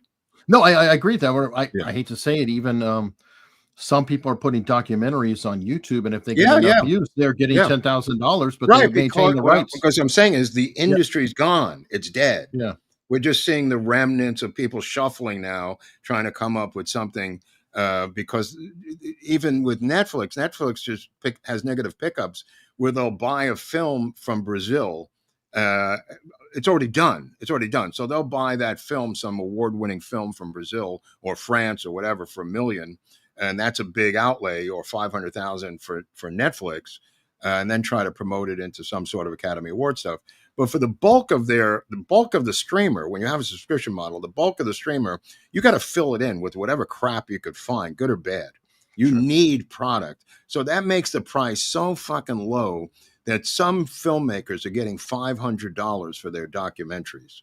And I mean, just think about that. Just think about that model. It's not really sustainable. I agree. And I think that's why you do see them. Yeah. Like you said, put it up on their own website. That's Yeah. cool. You've got Dinesh D'Souza doing the bit with locals. That's another kind of variant on that same model, and other things, or putting it up on Rumble or YouTube or whatever, and just getting the AdSense. It's weird because the deal the studios had with venue operators for years is 50% of the money that comes in the door. It was a cash business, so there was a lot of skimming on both sides. They would bring a truck. An armored truck would show up at a theater on Monday morning to take all the cash from that theater physically, Eric. It wasn't until years later they even took credit cards. It was a cash business, armored car, and then the theater owner had to depend on the studios. This was after the studios were separated from the theaters by federal law because they were ruled a monopoly. This is not unlike Google. They went to court. They ruled that this was a monopoly. The studios can't own the theaters. I think it was in the 1950s. And after that, the model was the theater owners got 50% of every dollar. I mean, think about that. That's a huge chunk. Out of every dollar to see the movie, 50% goes to that guy Murray who owns a theater downtown somewhere. He gets 50% of every dollar. That model was not sustainable. Yeah, I mean, you see a lot of that. I mean, in publishing, you published yourself, so you get 100%. Yeah, that's why I did it. Yeah, right. But you could get the highest you could get is maybe a dollar a book or something, or $2 a book if you're a name. I got about $5 to $8 a book. Yeah, fine. That's pretty high. When I was selling a $40 book because it was a tech book, and it was a small boutique publisher. But in general, most publishing deals, you're only getting 10% approximately. Yeah. Same thing with music. The lion's share is the money's in touring. I mean, it really is. For music, that model is gone. Oh yeah. The record model is completely gone. The only thing they do now is tour for actual cash, and ironically, selling rights to songs for movies and TV shows. That's another source of income for musicians. Is whenever you hear a song playing on a show, the artist is probably going to they're picking up some money for that. And like Moby has made ungodly amounts of money for Elliott Smith, his estate, all through TV. Tons of Elliott Smith songs. Yeah, perfect example, because I think Play is the first album in history that every single song on the album was used in ads, movies, and everything else.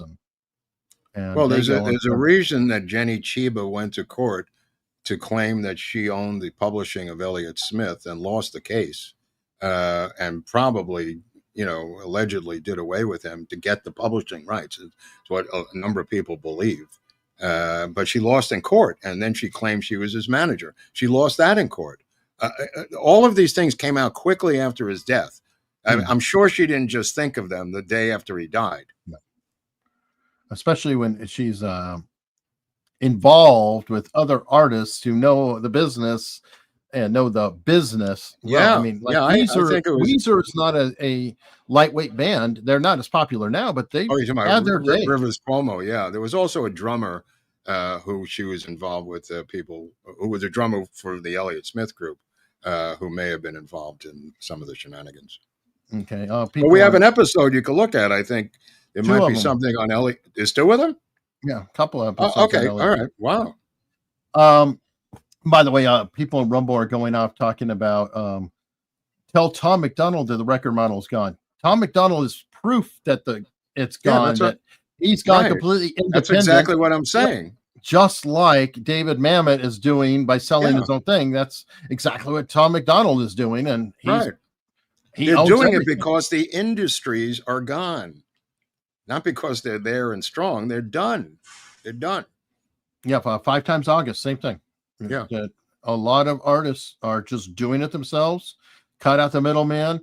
And honestly, the record labels, their main purpose in life was to market the acts and get it onto the radio stations anyway, and they've lost a lot of that juice. Let me tell you something. When I was at BMG, Bertelsmann Music Group, not working there, I mean, when I had my MTV magazine, they were the sponsors for the magazine. So they put us on their corporate floor in the BMG building in Manhattan. And that this guy who was the CEO, he's an Indian guy, not a Native American, dot Indian.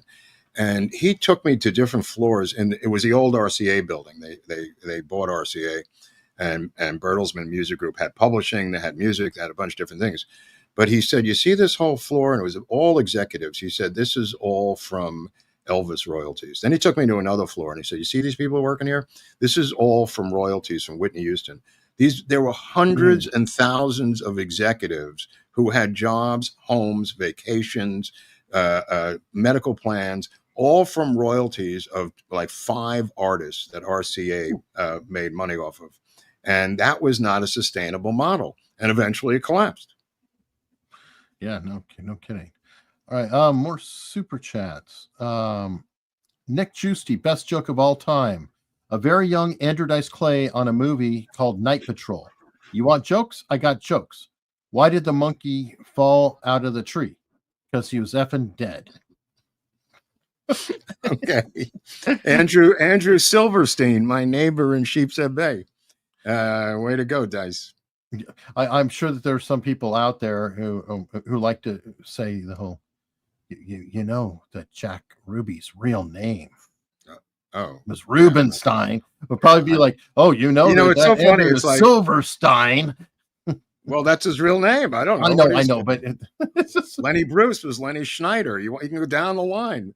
Mel Brooks, Max Kaminsky, Woody Allen, Alan Konigsberg. Yes, they were all Jews because we're funny people.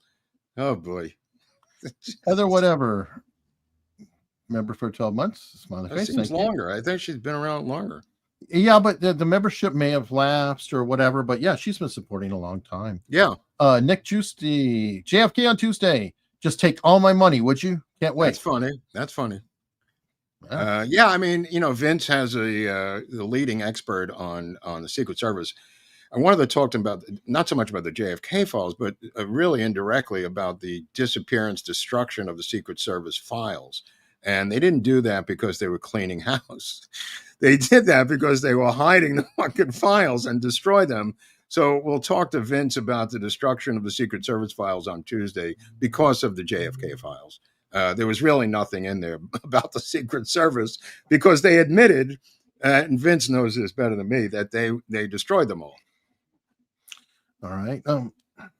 Somebody sent me something earlier. I don't think I saved it. That Bat Boy, that they were running like a Bat Boy campaign and bringing him back or something.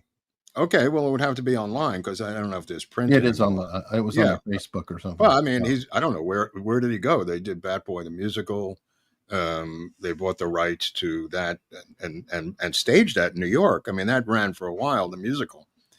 But I mean, has he disappeared from online? I'll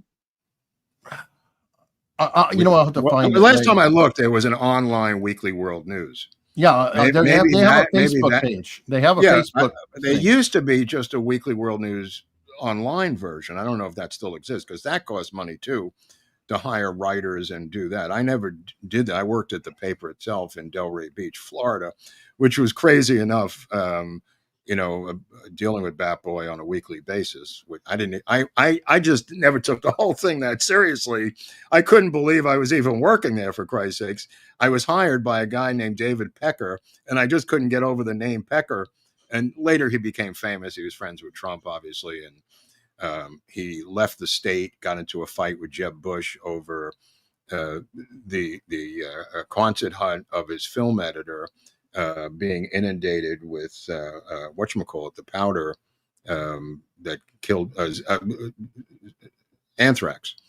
who killed his film editor, and he wanted Jeb Bush to come in with a hazmat crew and clean up the film building, the photograph building. And Jeb Bush told him to go F himself. And he said, I'm moving to New York unless you do this. And he moved to New York. And that was the end of Florida having all that revenue. We do have an episode on this, by the way. Oh, we do? Yes. If you want to see it on our page. Oh, weird. There's a playlist, Mark Robert's Memories. And okay. Well, time with the world. Well, okay. All right. Well, you could look at that then. What are you making me talk about it? Just look at that episode. You'll enjoy it. Nora K. Illinois Governor J.B. Pritzker swallowed a small shampoo bottle. They're banned in Illinois now. No, come on. True story. And get out. He wants to be president. Well, he is from Marriott or something. So maybe he was in one of his hotels. Oh, I didn't know that. Is that where his family money? He was from a hotel. I think it was a Marriott Fortune. Correct me if I'm wrong. If that's the reason, that's brilliant. If that's the reason, you got to love a fat bastard for pulling that off. That's really bold. Hyatt. Okay. It's the Hyatt. Okay. According to Thursday. No, he's not Hilton, guys. It was in Marriott or Hyatt. Okay. Bromian, is Trump a secret Democrat? Trump is a registered Democrat most of his life. Yeah, me too. No, I mean, a secret. Reagan was a Democrat, folks. Everybody was. Everybody who switched came over from somewhere. Yeah. I mean, Reagan was a Democrat. Yeah. David Horowitz was a Democrat. Yeah. Let me see. Ginny's getting inky with it. I think some of the reboots are more about reimagining the stories in an equitable framework. It's an easy way to expose the general public to their ideas. Well, that's true too, but they don't give a shit about that. They're looking for an easy way to, I'm not talking about making Barbie out of thin air. The plot of the show, The Studio with Seth Rogen, is that they're competing with Barbie by making Kool-Aid, the movie. And Kool-Aid is played by Ice Cube. And then they go crazy because it becomes a racist theme.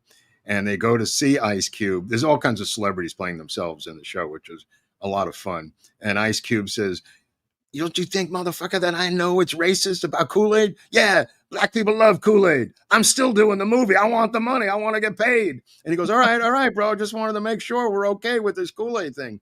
And then they're stuck casting black person after black person because they can't just have Ice Cube as Kool-Aid being the only black person. So the whole cast comes out to be black, and they're just ripping their hair out.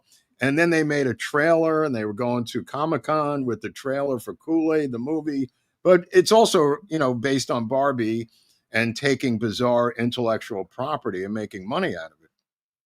Well, I mean, look at Seinfeld. He did Pop-Tarts, for God's sake. Yeah, that didn't work. I don't know if that really worked. I don't think it worked either, but I'm just saying that's about as ridiculous as I can think of. Yeah. Boo Boo Bing Bang. Now I want to watch Dog Boy from Mars. Boy from Mars, which has been in the works for years, is not a bad idea because he's part boy, part dog. It's kind of like Bat Boy. And he comes from Mars. And hijinks ensue once he arrives at Earth. There's people who hate him, people who think he's godlike. They think he's possible our leader from another planet. I mean, there's a lot of stuff that happens once he arrives from Mars. Anyway, would he be like a Robin Williams Mork from Orc type? Yeah, that's very similar. That's very similar. Okay. Look how long he's stuck with that character. Jenny's getting inky with it. What do you think about Angel Studios model? What they stream has to be approved by their guild, is made up of people who pay to be part of it, get to watch some stuff before it goes to the theater. Yeah, any model at all. I'm just going to give you a general answer. Any model at all is better than no model at all. Yeah, and whatever their model is as a small studio with religious programming, religious filming, is fine. It doesn't matter. There's a niche market for that, and if you manage the cost and do it within a budget, you could get away with murder. And I mean financially, that is. No. It's a great model because people have ownership of what's going on, and they're likely to keep funding you or keep going with it for a while. Absolutely. The subscription model is not going to hold. And if you notice why it's not holding is because the subscription price is getting lower and lower and lower.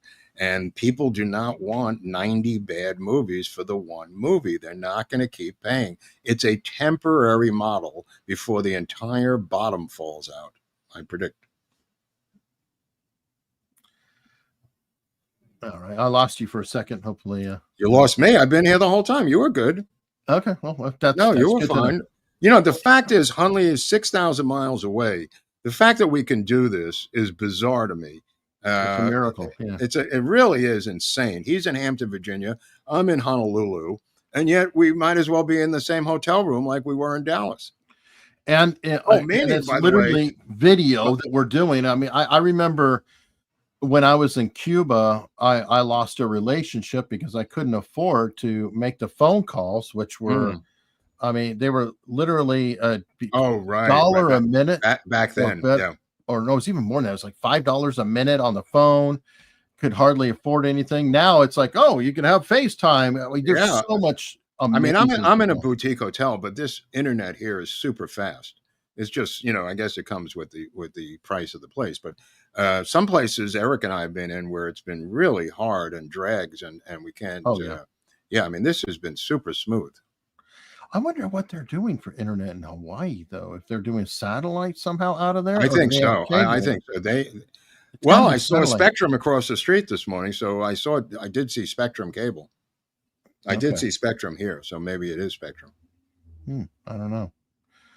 All right. Well, either way, we are going to continue this conversation over on Locals, and as I've said before, Locals is free to be a member. Okay, Dan Sundin is saying no, cable trunk. That's a long ass cable. I don't know where it cable actually from the mainland of the United States. Going somewhere. I don't know. I don't know where the nearest place is, but it comes across through the Pacific Ocean underneath. The Soviets know about this? Probably.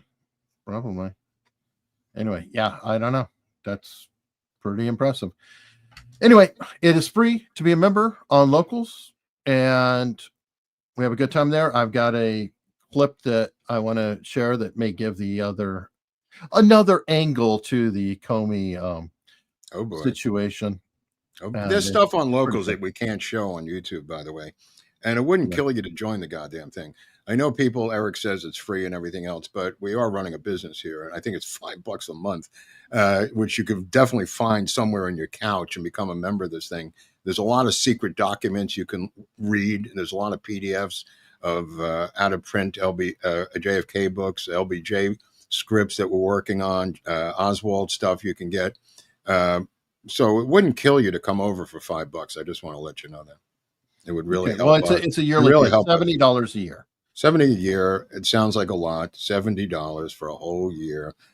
I think most people can afford that. Well, either way, we hope to see you there, and we're going to head over there right now. Okay.